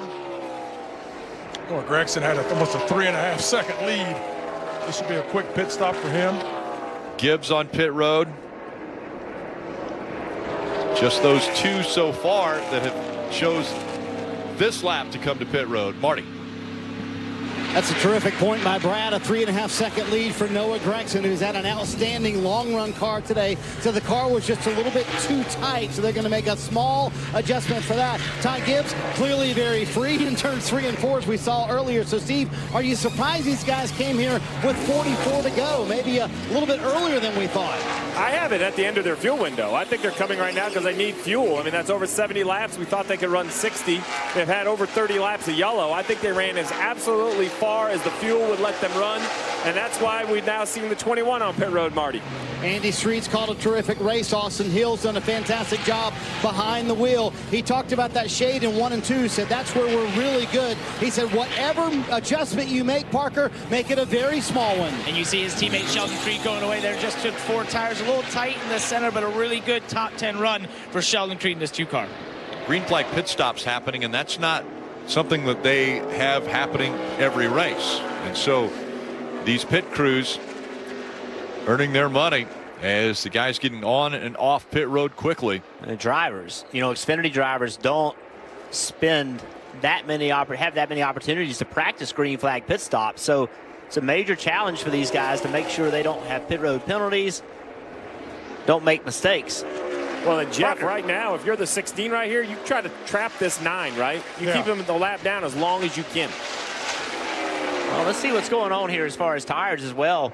So Josh Berry pitted on lap 121. He just ran a 30-40. All right, so he was the fastest car on the racetrack that lap. Ty Gibbs, Noah Gregson, he's coming around.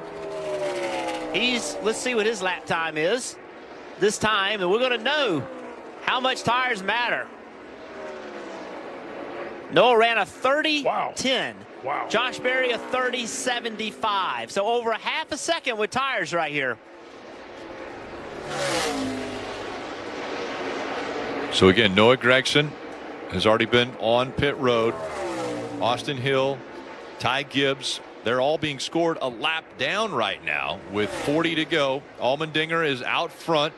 He was on pit road at lap 114.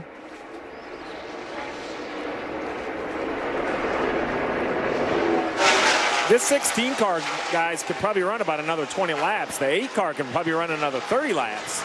You're talking about pitting inside of 15 to go. It's going to be just a splash of gas and 2 tires. So, you know, you may not win the race with this strategy, but you're going to have a great finish.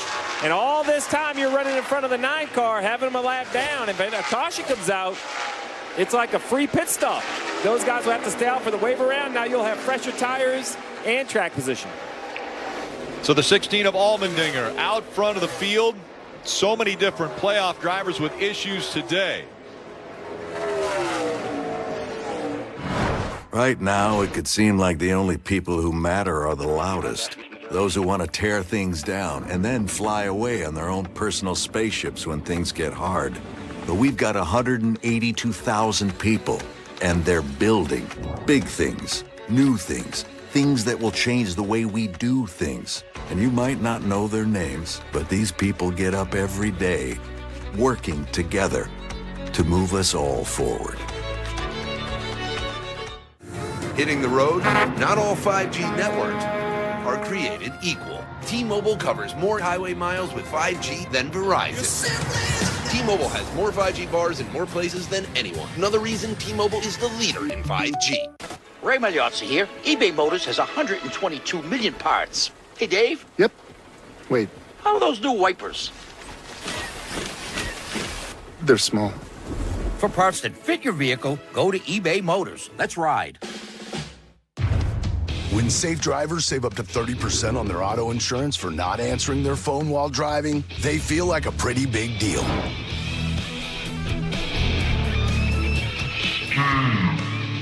Steve, did you get the ice? Even if they forgot the ice. Save up to 30% on auto insurance with USAA Safe Pilot. Get a quote today. There are just 2 ways through the playoffs. The first one, elimination. But by the looks of these 12 drivers, it's safe to say that isn't an option. Now the second one is to win the whole thing and forever be called a champion. Thing is, there's only room for one. I am the NASCAR Xfinity Series playoffs. I am NASCAR. The characters of 911 are on USA. Try to stay calm. So, what happens next? Visors down, let's go. Buckle up, Buttercup. 911, tonight on USA. Jackie's gonna come for us again.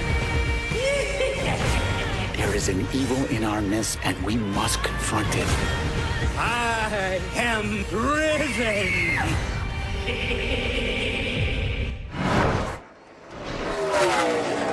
Allmendinger out front looking for his 4th win of the 2022 season, but it's going to take some help. He's playing a little strategy game here. Last on pit road on lap 114. Drivers that have made it to pit road already: Gregson, Austin Hill, and Gibbs. All 3 have been to pit road already. But Kim.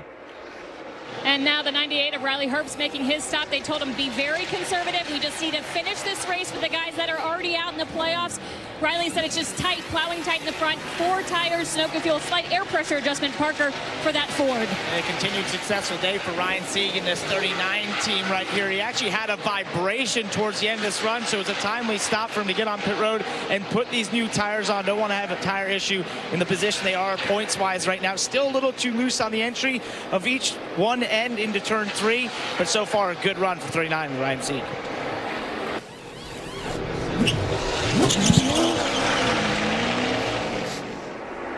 So Allmendinger still out front, has Josh Berry running 2nd. Sam Mayer is 3rd. Again, all 3 of those drivers came on 114, 121, and 113 respectively. Now the question is, Jeb Burton right now running in the 5th position. If a caution doesn't come out, he came to pit road on lap 129. That would be 71 laps.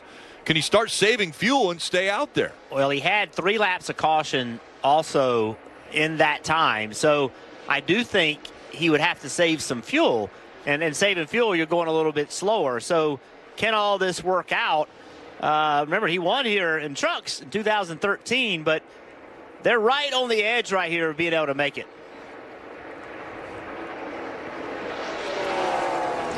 What a steal that would be if Jeb Burton could play the strategy move and get the win here at Texas. Parker. Well, as we talked about the 16 strategy here, and as Steve alluded to, they want to go as far as they possibly can. So what does that mean? Well, the team has told me that's around lap 183, so about 10 laps from here. And Marty, really the question then becomes, what do you do in that stop? Is this a splash of fuel? Is it right sides in fuel? It'll be interesting to see. It's also their final set of Goodyear tires to put on that 16, Marty. I also think, Parker, the question is how aggressive do you push this fuel run? Yeah, you could probably go that far, but you do not want to run out of fuel. Josh Berry sitting back there in the 2nd position. Mike Bumgarner made the call. And I go back, Steve, to lap 121. He was the only playoff car to come down pit road. The playbook now wide open. So to Parker's point, Steve, how aggressive would you go? Would you go fuel only? Would you go right side tires? What would you do if you're Mike Bumgarner? I would run until it's on fumes because I have the 9 a lap down. I would come to pit road and I would take a splash of gas and 2 right side tires. 44 seconds, 43 seconds to put 4 tires on it. You can do 2 tires in about 37 seconds. You see the 9 car, about 5 cars behind this 8, right there, about 10 car lengths, 15 car lengths.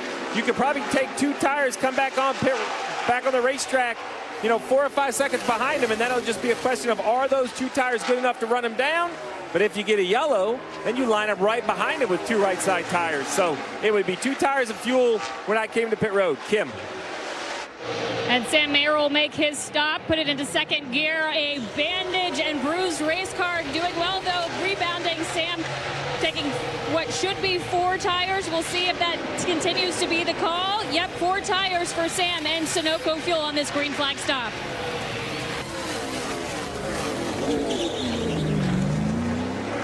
Really, the decision from 2 to 4 to Parker's point, or none, is really when you have to pit.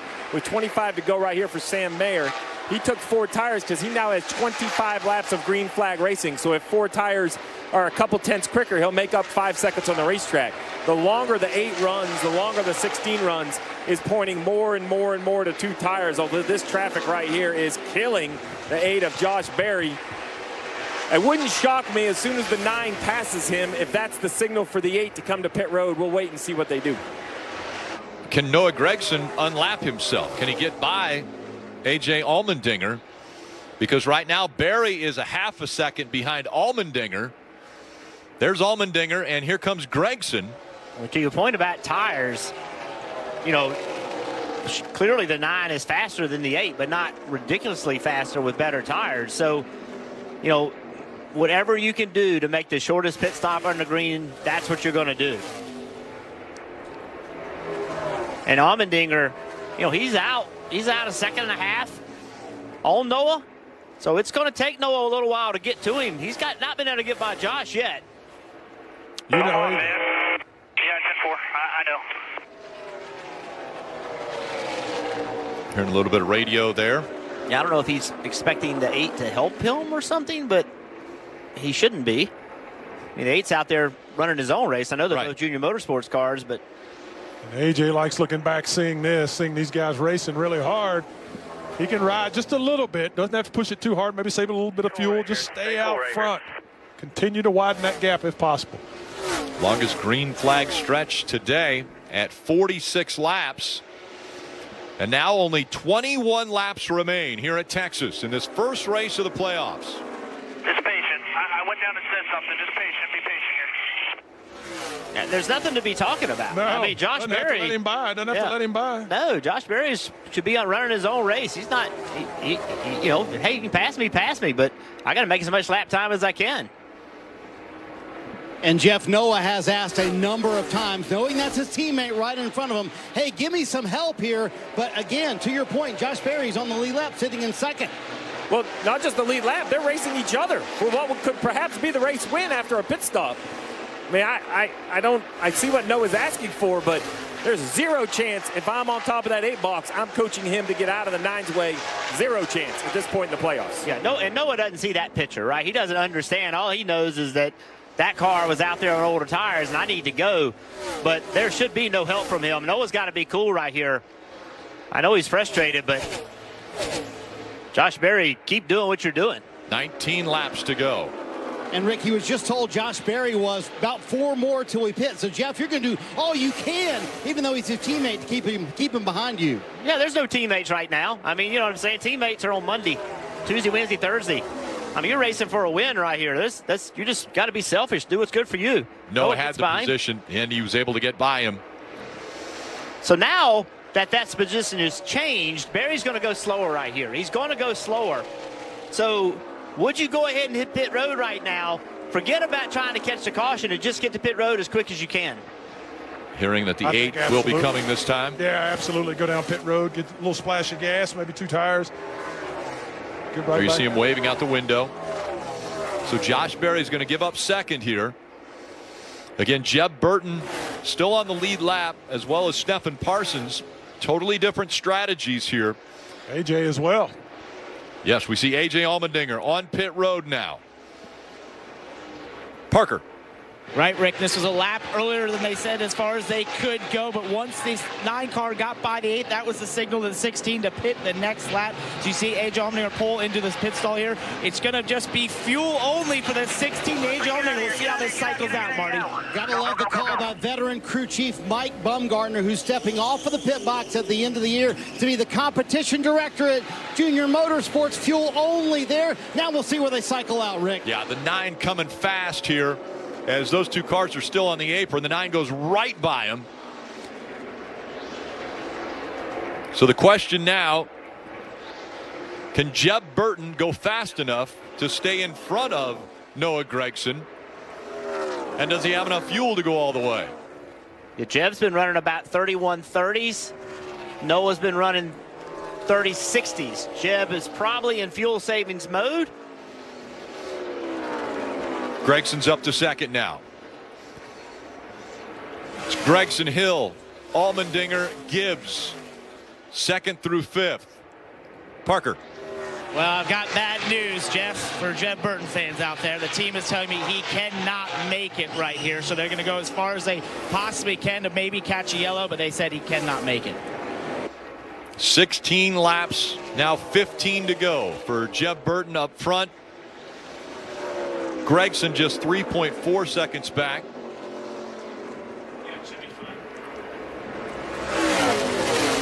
See Mayer just about to unlap, and now he has unlapped himself. He's at the tail end of the lead lap.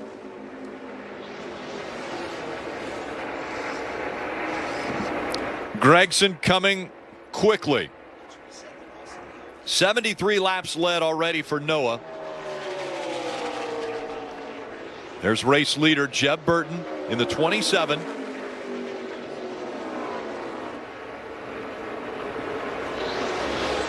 Rick, you guys covered the blend really well as you see a big battle right here between Gibbs and Allmendinger. The big difference I see is who has tires left if the yellow does come out with 14 to go, because with only 11 cars on the lead lap, fresh tires would be a big advantage.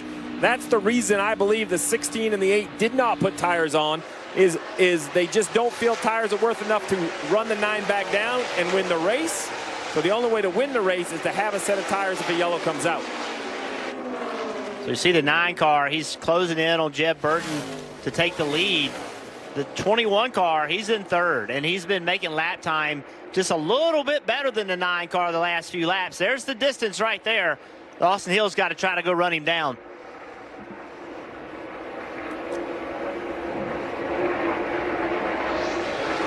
Austin Hill running second. Third, Allmendinger. Gibbs is fourth. Josh Berry in fifth.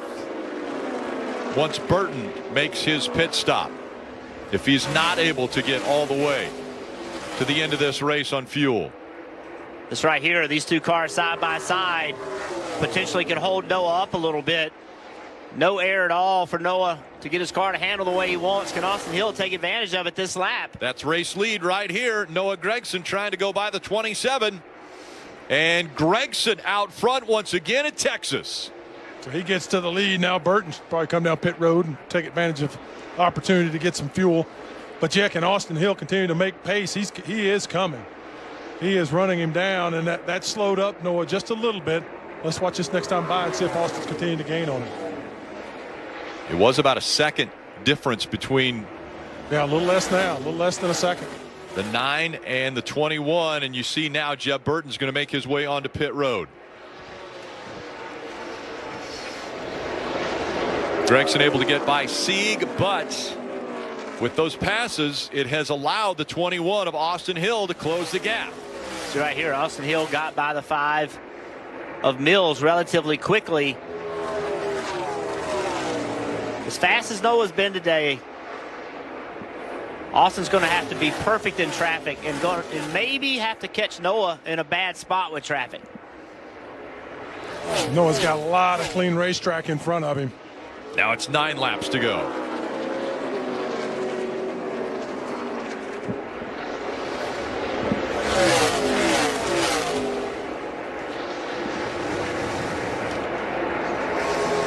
Noah Gregson coming into the playoffs has definitely had momentum. Of course, the 3 wins in a row, but the last 8 races, 50% of those he's won.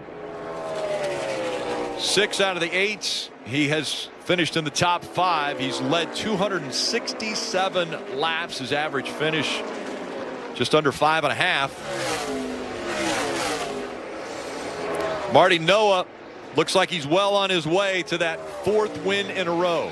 Yeah, 8 laps from his 7th win of the year. When I talked to Luke Lambert this morning, he said what's been so impressive to me this year is the maturing of Noah Gregson, his preparation, his execution, and how he's been able to close out races. He said that's way different than what I saw from Noah even earlier this year.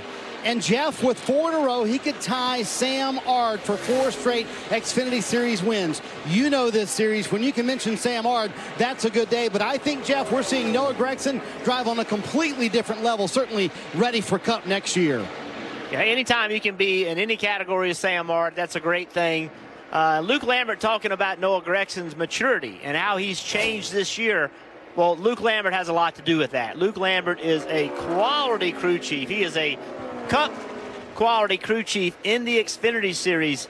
Came back, paired with Noah Gregson, to show the world he can win races. Take Noah Gregson, make him a better race car driver, make him so he can execute, make the right decisions.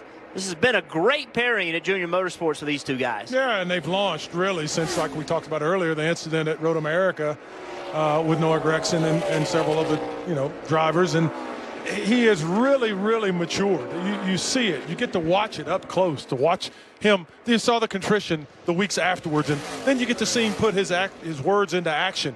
And here we are. We have a mature race car driver. Luke Lambert's done a great job. Gives him a lot of confidence. He's got great race cars from JR Motorsports. Great combination. He's maximizing his potential. Fun to watch. It was announced earlier this year that Noah Gragson would move to the Cup Series in 2023. He'll drive for Petty GMS in the 42 car. And Noah Gragson already has the most wins in a season for any junior motorsports driver, and looking to increase that record to 7 wins if he's able to hold on for 3 1/4 laps. Austin Hill back there a 2.5 behind Noah. This time by 3 laps remain. Nick Sanchez in the 48. He scored in the 11th position. Who's had an outstanding day, by the way. Yep. Sheldon Creed in 7th. He's on the lead lap, but a non-playoff driver having a heck of a day. Also C.J. McLaughlin in 8th and 9th. Yeah, also on the lead lap right now as we're coming up on 2 laps to go. Parker. And guys, A.J. Allmendinger has a right front issue right now. Actually just said it's starting to unravel. He said it was a lot of vibration and now trying to nurse it home these last couple laps, but a big right front issue for the 16 Where-Was. Well, he's entered turn 1, going really slowly. No one's close to him right now. A lap and a half to go. He's way off the pace, trying to keep this tire together. Yeah, 8 cars right now on the lead lap, and of those 8, actually the top 9, there's only 1 that is not a playoff driver. 1 lap to go, presented by Credit One Bank. So the playoff drivers that haven't had issues, Noah Gragson, Austin Hill. Some slow on the racetrack now, like Allmendinger, trying to hang on to a lead lap finish here and a top 8 finish. But it's going to be 4 in a row. Noah Gragson does it.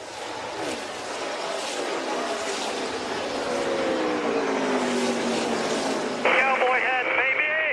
Yeah, dude. 39 years. Great job, great execution, great pit stops, guys. Since that has happened in the Xfinity Series. Sam R did it back in 1983. Noah Gragson has done it in 2022.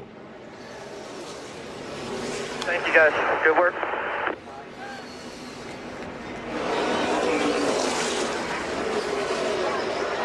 If you're unfamiliar with Noah Gragson and his wins, Noah normally puts about everything on the line during a race. And sometimes get a surprise. We get a little upset stomach. It all comes out of him. It does not end up well for the driver's suit. What an amazing stat. You know, incredible. 4 in a row. Oh. You know, this is the most competitive this series has been in a long time this year. And to do this in this year in a lot of different ways. They haven't had the fastest car every week. They found a way, executed to win 4 in a row. And now, how does this guy not the favorite, right, for the playoffs? I agree. For the rest of the playoffs. A lot of speed. Well, he's just won his way into the next round, and that's huge. Incredible performance. You know, just taking advantage of every situation, maximizing potential throughout the day. Like I say, not always the fastest car, even though they were very fast today. And to be mentioned in the same name with Sam Ard, who I got to watch racing in the old Busch Series back in the day, who was absolutely phenomenal race car driver. That is a tremendous honor for Noah Gragson. And there have been greats, absolute greats, that have come between Sam Ard and Noah Gragson that have not accomplished what Noah Gragson just did. Tremendous feat. Tremendous feat. And definitely a crowd favorite as you hear the Texas fans cheering him on. He's going to come through the hatch. You hear the chant of Noah.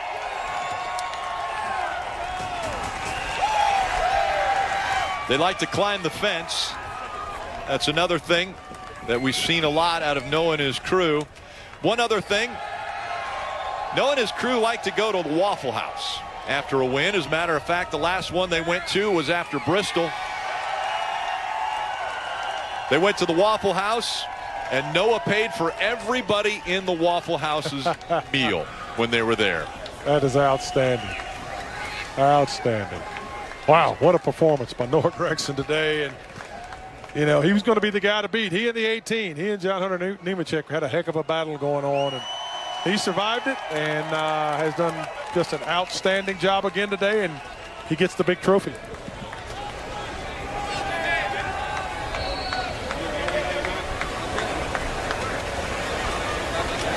Cooling the driver off. A very hot day here in Texas.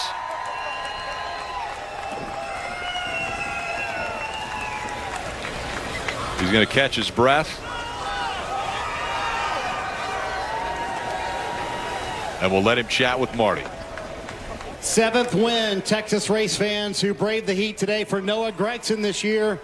4th in a row. I hope you know the name Sam Ard in the Xfinity Series. That is very rarefied air. Why are you driving Noah Gregson on a different level this year and right now? We just got a badass Bass Pro Shop team. This number 9 team, man, they're on fire. All you fans, you keep us motivated. Want to come back and win more races for you. You guys are awesome. We appreciate you. Thanks for coming out. Just this team, the pit crew's done awesome. Our car was as fast as Xfinity Internet all day, and just so thankful for the opportunity. Johnny Morris, Rusty Sellers, Evan and Matt, Black Rifle Coffee, True Timber, just such a relief. We lost this race back in 2020, and just executed a great race. Luke Lambert and the rest of the boys, they did a great job. Another win for the Hendrick Engine Shop, so thank you. Had a lot of speed under the hood, and it's last year I was standing with Justin Haley. We saw John Hunter racing the Andes Frozen Custard Trophy over his head. We were like, man, he said, man, I would have tried a little harder if I would have seen that trophy and knew what it was. And that made me motivated. I was like, damn, I want that thing too. So we came back and team did a great job. But man, I can't say enough about you fans. You guys are the best. Let's shotgun some beers, baby. Let's go. 3 in a row to finish the regular season. You win the playoff opener. What does that say about this race team right now, Noah? Just really, really fun. Very grateful. Everybody back at Junior Motorsports, we're working really hard. Everybody back at the Fab Shop. Just really, really solid effort by really all 4 teams today.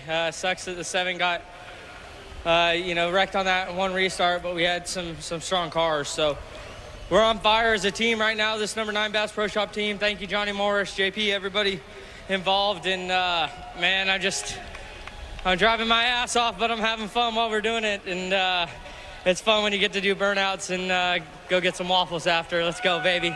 Hey, Rick, you mentioned Waffle House. Welcome to the round of 8 for Noah Gregson and Junior Motorsports. And I think there's a couple of fans here that might have a beer. They'll hand them through the fence here in just a second. He does shotgun a beer with fans. They've climbed the fence. There you have it. And it's fun when you get to do burnouts and go get some waffles after. Let's go, baby. Hey, Rick, you mentioned Waffle House. Welcome to the round of 8 for Noah Gregson and Junior Motorsports. And I think there's a couple of fans here that might have a beer. They'll hand them through the fence here in just a second. He does shotgun a beer with fans. They've climbed the fence. There you have it. You hear him chanting, climb the fence. So he looks like he's exhausted. I don't know how much fence climbing he's going to do today, but what an impressive effort by this race team. I mean, they just were on top of their game again today. We picked against him, just trying to give some other people some opportunity and some hope. But that number 9 car is for real. They are absolutely marching their way towards the championship, and I don't see anyone getting in their way.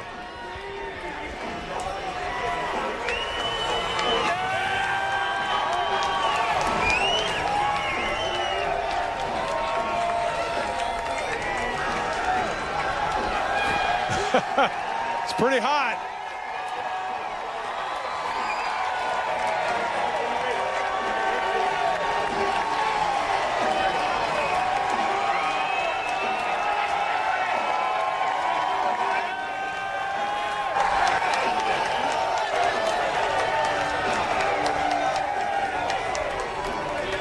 familiar spot for Noah Gragson is the SpeedyCash.com victory lane, and that's where he is heading next. 7 wins already in 2022. He came into the playoffs as the favorite. Now, a dominating performance here out front for 85 laps. Noah Gragson has won his way to the next round of the playoffs. The Texas winner does it again. Coming up next on USA, following our Xfinity Series playoff coverage, jump into the exciting world of first responders, police, firefighters, and dispatchers. The 911 Marathon is next on USA. Take a look at the point standings after this, the first race of the round of 12 in the playoffs. Noah Gragson with the win, advancing to the round of 8. Allmendinger, Ty Gibbs, Austin Hill, Josh Berry, and even after the accident, Justin Allgaier still double-digit points above that line, that cut line. Sam Mayer, Ryan Sieg, 1 point above Riley Herbst right now. And again, you don't want to be below the cut line after the Roval. So you've got Talladega and the Roval coming up next. And that's the good thing for Noah Gragson. He doesn't have to worry about those 2 races. Right, you really feel bad, too, for Brandon Jones and Daniel Hemrick. Man, they had super fast race cars, did everything they were supposed to do, just got caught up and ruined their day. And now they got to go make hay at 2 places that's very difficult to finish, much less win. Yeah, and some big days. Allmendinger, he was on the back straightaway. Looked like his day might have been over. He ended up getting a good finish out of it. Austin Hill had a solid day. The 8 car, they had a solid day when they looked like they were going to struggle. So some guys having trouble and some guys taking advantage. And Austin Hill, one of the only drivers, if not the only driver in the playoffs that didn't have an issue today, standing by with Kim. And Austin Hill comes up 1 spot short. You told me when you climbed out of the car you were frustrated. What more did you need there?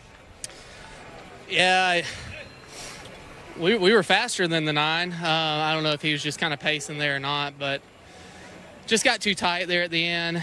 I'm sure I could have done a better job coming to that green flag pit stop.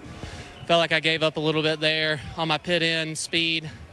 Guys did an excellent job all day on pit road.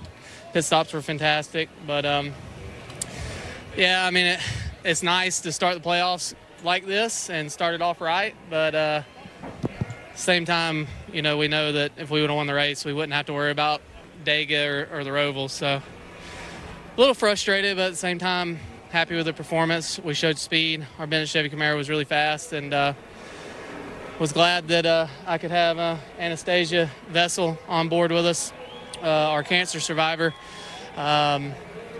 Just needed 1 more spot for her, but our car was about as fast as Xfinity Internet today. We just needed that little bit more. You guys have had this uphill climb all season long, and you seem to have hit on something the last handful of races. What have you hit on?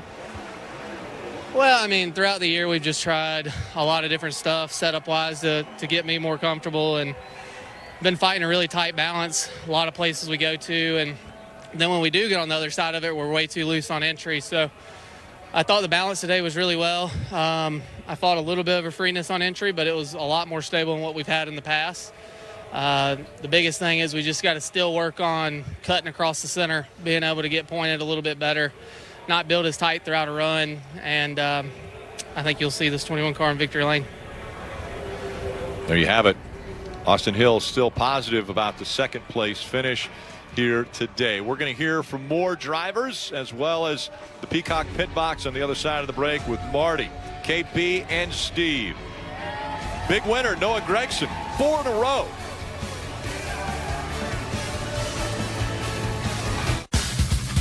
This copyrighted telecast may not be reproduced, retransmitted, or used in any form without the authorized written consent of NASCAR Broadcasting. NASCAR would like to thank all of our fans for your support, and we hope you enjoyed today's broadcast.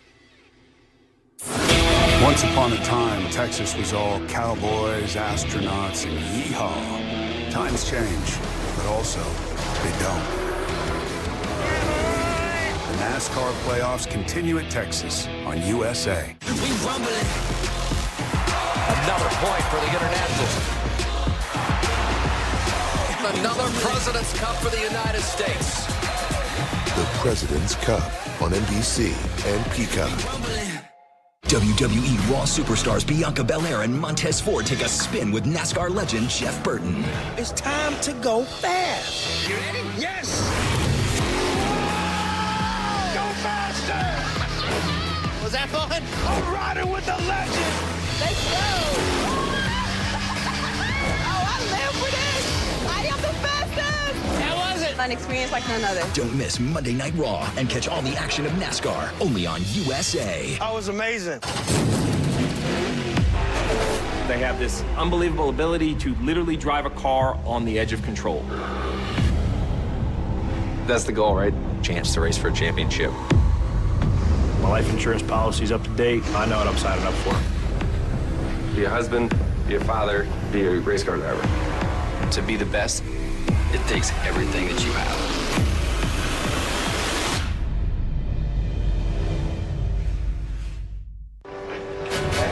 Back at Texas Motor Speedway, time for the post-race show. Noah Gregson in victory lane. There's the trophy he was talking about, Kyle. Look at that, baby. The Andes Frozen Custard. That's a trophy worth fighting for. That is worth fighting for, man. Look at that. I didn't know what he was talking about until we saw that. Man, I'm not going to lie. It's a good-looking trophy, but right now I take the real thing. Yeah, Take a nice big scoop of frozen day. custard down here, baby. A warm day here at the Texas Motor Speedway. Marty Snyder, Kyle Petty, Steve Letarte joining you here. I mean, man, where would you begin, Steve, to describe Noah Gregson? You know, we were talking off air. I can't recall a driver, and maybe in any series, but certainly an Xfinity series, going on a streak like this. Better than Chase Briscoe a couple years ago, better than Austin Cindric a couple years ago. This is so impressive what Noah Gregson is doing. Well, impressive. Let's not forget, you know, this 9 team that he gave so much credit for, two on the front stretch, that's a brand new crew chief for Noah Gregson this year. Luke Lambert comes on board. He's known pretty well in the Cup garage. We hadn't seen him as much in the Xfinity garage. He takes a slide over to Junior Motorsports, and man, has it worked out. Great decision by Dale and Kelly to pair these two up, because we knew Noah can drive. That's why he's moving to Sundays. But he's a fiery guy, right? So how do you get him focused enough to give his best? That's what I think we're seeing finally is Noah's best, and it is impressive, KP. Yeah, listen, I don't even want to talk about that. I want to talk about Jack Ingram and Tommy Houston and Tommy Ellis. I was going to ask you about that. And Robert Press and Bob Presley and Robert Presley and all the guys, the Burtons, everybody who has come through this series. And go back to Sam Ard in '83. It's been since 1983. 1983 and the great Slammin' Sam Ard, man. And we know what he could do. But it's history. You just saw something happen that we haven't seen for almost 40 years in the sport. And you look at all the greats that have come through here. Mark Martin. I remember when Mark Martin, you couldn't run a Saturday race that Mark Martin. You couldn't run a Saturday race that Kyle Busch didn't win. But Noah Gregson is the guy who puts 4 in a row. That is a fascinating statistic for me. And complete variety. It's not like we've gone mile and a half, mile and a half, mile and a half. I mean, he's winning everywhere. And at the start of the show, we talked about this being the most valuable playoff race other than the championship race at Phoenix. Well, now, the fired-up Noah Gregson, he's on. Dega, Roval, don't have to worry about him. He'll probably win them both because he doesn't have to stress about them. So here's the deal everyone's going to be asking in the media center in a minute. I think only one of us picked Noah Gregson as our champion. I think you have him out of your championship for Steve. Is he now the championship favorite? No questions. I'm not ready to go there yet. I've seen too many That's waves. fair. Now, listen, if we were 3 races left, yes, absolutely. I mean, what Noah is doing is amazing. And he is the guy to beat. So, yes, he's the top of everyone's list, but that is still 6 weeks away. I mean, that's a long ways from now. And you know it. And we watch it at the Cup level. We watch it. Are you peaking too soon? Are you peaking too soon in an elimination series? And that is the question that Noah Gregson and that Junior Motorsports has to answer over the rest of the next couple of stages that we have to run. With this level of momentum and confidence, I'm not sure there is a thing. Peaking too soon, but maybe. I mean, you never know. You never listen. You never know. But it's just like I've said when we've talked. The racing gods are smiling upon this team right here. They can do no wrong. Everything they do works out in the end. That last 10 or 15 laps, they're right there in position. Peaking anytime. I've never given a trophy back. Yeah, never, ever. Let's hear from a couple of other drivers, starting with Ty Gibbs, who Parker caught up with after the race. He finished 3rd today. Ty Gibbs finishes third here at Texas. Ty, what more do you need to compete with those junior motorsports cars, specifically the 9? Yeah, honestly, just we were a little bit tight and kind of fighting out all day. We fired off one run really free and just kept it tight for the rest. So, I mean, they adjusted to what I asked for, but I asked for a little bit too much, and that's what we went to. So it's my fault. Thank you to my team, Interstate Batteries, Monster Energy, Toyota. The good man above, I'll go over to him, and we'll keep moving on to Talladega, which is a yard sale. I know you had an interesting moment going real high up the track at one point. Did your heart sort of go in your throat a little bit at that point, heading towards the wall? Yeah, I just was trying to give it my all there, honestly, Parker. Just got a little bit wide, trying to get the best arc I could, and just missed it and hopped the cushion a little bit on entry. So, the Super was fast. Just gotta find a little bit more speed. And getting loose there really hurt me too, so it is what it is. Solid day for Ty Gibbs and the 54 team. And playoff contender Riley Herbst comes home in the 5th position. A battle for you guys today. I know you had an early stop where there was too soon over the wall, got that penalty, but you rebounded. How were you able to refocus? Yeah, I mean, focus was a really, really tough factor all week with obviously our engineer gone, thinking of the Vandelay family, thinking of DJ. I know he's watching, so get well, buddy. We missed you tremendously today. But I don't know, like I talked to you before the race, this was our game plan. Just fall back on what we've been doing all year, consistency, and we need to execute tremendously better if we want to advance. Pit road's got to clean up. I got to do a better job qualifying, but to come away out of Texas with the top 5 is good, and we'll go battle with the monster guys in Talladega. On the radio, you showed displeasure with the 8 car of Josh Berry, said you felt like he was trying to wreck you all day. Does that tiff end here, or is that something that's going to be on the back of your mind as we go through these playoffs? Yeah, I don't know. I feel like me and the 8 have raced really aggressively, but borderline clean all year. Nobody's gotten into each other, so that's good. It's just frustrating when we both don't have a top 3 race car and we're trying to wreck each other, and it just doesn't really make sense because we should both get on with our day and finish where we finished. 5th and 6th is respectable, and try to keep battling. Top 5 finish for Riley Herbst. AJ Allmendinger finishes 4th, but that doesn't really describe the day. You won a stage 2, were involved in a wreck, came all the way back from that to finish top 5. How do you describe this day? Yeah, I mean, first of all, just proud of everybody at Custard Racing. There's no secret. We've talked about the speed that we needed, and Texas is probably the worst mile and a half that we go to for us, and car was really quick.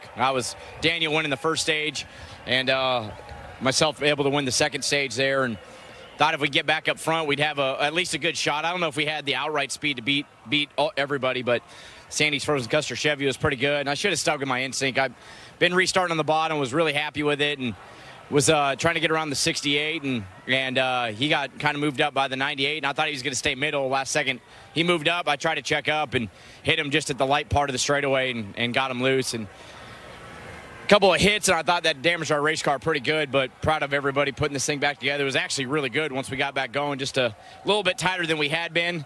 And I think if we got on the strategy, maybe we at least could have ran with him and had a shot to win the race. And at the end there, we'd used the Goodyear up on the right front. Front was going down there? She was hanging on. So, thanks to everybody at Custard Racing, all the men and women, Xfinity for putting this on, Chevy for allowing us to do this. So I wish we could have won that race. I thought we had a shot, but the way it could have been and the way it actually ended up to have a really good points day, we'll take it. 47 points to the good. Now going to the next 2 races. What's this do for you? How does it change how you can race at all? No, I mean, I think it's more we get through Talladega with a good points gap.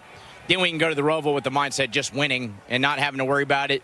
If not, we got to play the stages out a little bit, but we'll worry about that once we get through Talladega. I thought as I was spinning down and hitting the fence on the inside, I thought, oh, my God, we're going to be basically cut line to go to Talladega. That's my dream come true. So luckily the nightmare didn't happen, and all the credit goes to all the men and women on the team. I feel like I let them down. I wish we'd had a clean car to have a shot to win the race, but that's on me a bit, and should have stuck with the instinct. So it is what it is, but good day overall.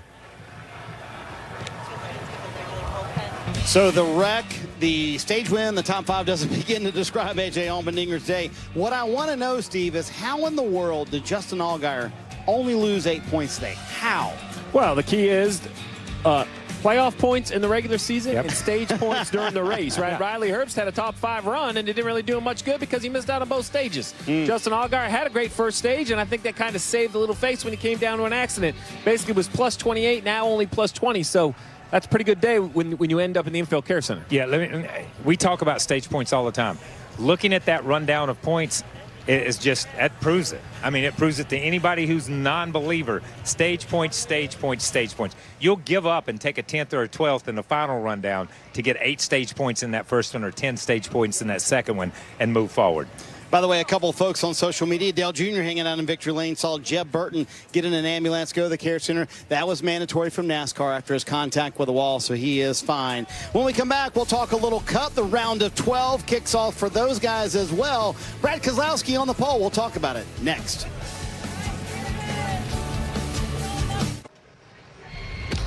Next Saturday on USA, the Xfinity Series playoffs continue from Talladega Super Speedway. Race coverage 4 p.m. Eastern. Pre- and post-race coverage also on USA next week as well. Tomorrow right here on USA, the Cup Series gets into action, 2:30 Eastern. Countdown to green. Ryan Blaney will join the guys at the front of the grid. Ross Chastain takes us home to his watermelon farm. And Denny Hamlin, how it happened, his big win here in 2010. Cup Series playoffs will continue at 3:30 Eastern tomorrow. A lot happening here from the Texas Motor Speedway, and we'll have post-race coverage tomorrow as well. So wait a minute, this wasn't Talladega, 14 cars out of the race? You sure? You would think it looked like it in the middle of the backstretch. You would think it was. So I mentioned, Steve, Brad Keselowski's on the pole tomorrow. I mean, surely a playoff driver will eventually win a playoff race. Could there be winner number 20 in the Cup Series this year tomorrow afternoon? Well, there's some great names that haven't won. Blaney, Truex, some guys that wouldn't shock us if they went to victory lane. I think that's a story. But for me, the story is, when is a playoff driver going to jump out of his car here on the front stretch in front of the crowd and say, that's it, come get me, I'm the favorite. I'm going to stamp my name on these playoffs, because no one has done it. Christopher Bell had a great round and he advanced early, but he didn't do it with a win. KP, a win, momentum. Look what it's done to Noah. He hasn't stopped winning since he started. Who could end up that fiery, that hot on the Cup level? Yeah, to raise your hand, you're going to have to win. We've seen so many of these guys make mistakes. We've seen so many things mechanically happen to them. Somebody's got to run a perfect race and raise their hand and say, follow me. I'll take you all the way to Phoenix, but you're going to have to catch me when we get to Phoenix. That round of 12 reset, Steve, really hurts Christopher Bell, as you mentioned, but it really helps Chase Elliott, the most popular driver in the series. It does, but the big difference here is we talked about Justin Allgaier, who had an issue and still survived and looked okay. Look at those points right there. There's no window of survival. Chase Elliott, a little bit of a head start, but everybody below Chase Elliott, if you have a hiccup here, you are going to be dancing with the cut line. Yeah, and I like what you say, but this ain't a popularity contest. You got to do something, man. But no matter what the reset is, you got to go out there and do it again in these next 3 races. These playoffs are like mini seasons, and you're going to have to win some and win one of these seasons to move on. I think the Cup drivers are in their motorhome watching this race today, Steve, saying, oh no, this could be a crazy race tomorrow. A little bit oh no, a little bit oh yes. The groove widened out. We saw these Xfinity guys move up to the middle of the racetrack. That's opportunity. Coming up on USA, jump into the exciting world of first responders, police, firefighters, and dispatchers. The 911 Marathon is next on USA. What a crazy Xfinity Series race. The playoffs kick off today. But Noah Gragson just continues that momentum for him. After 3 wins to close out the regular season, he wins a 4th in a row. Justin Allgaier, a tough day, but only loses a handful of points. Noah Gragson with all the momentum, though, heading into Talladega next week. He's already advanced to the round of 8. A little celebration here for Junior Motorsports at Texas Motor Speedway. We'll see you tomorrow.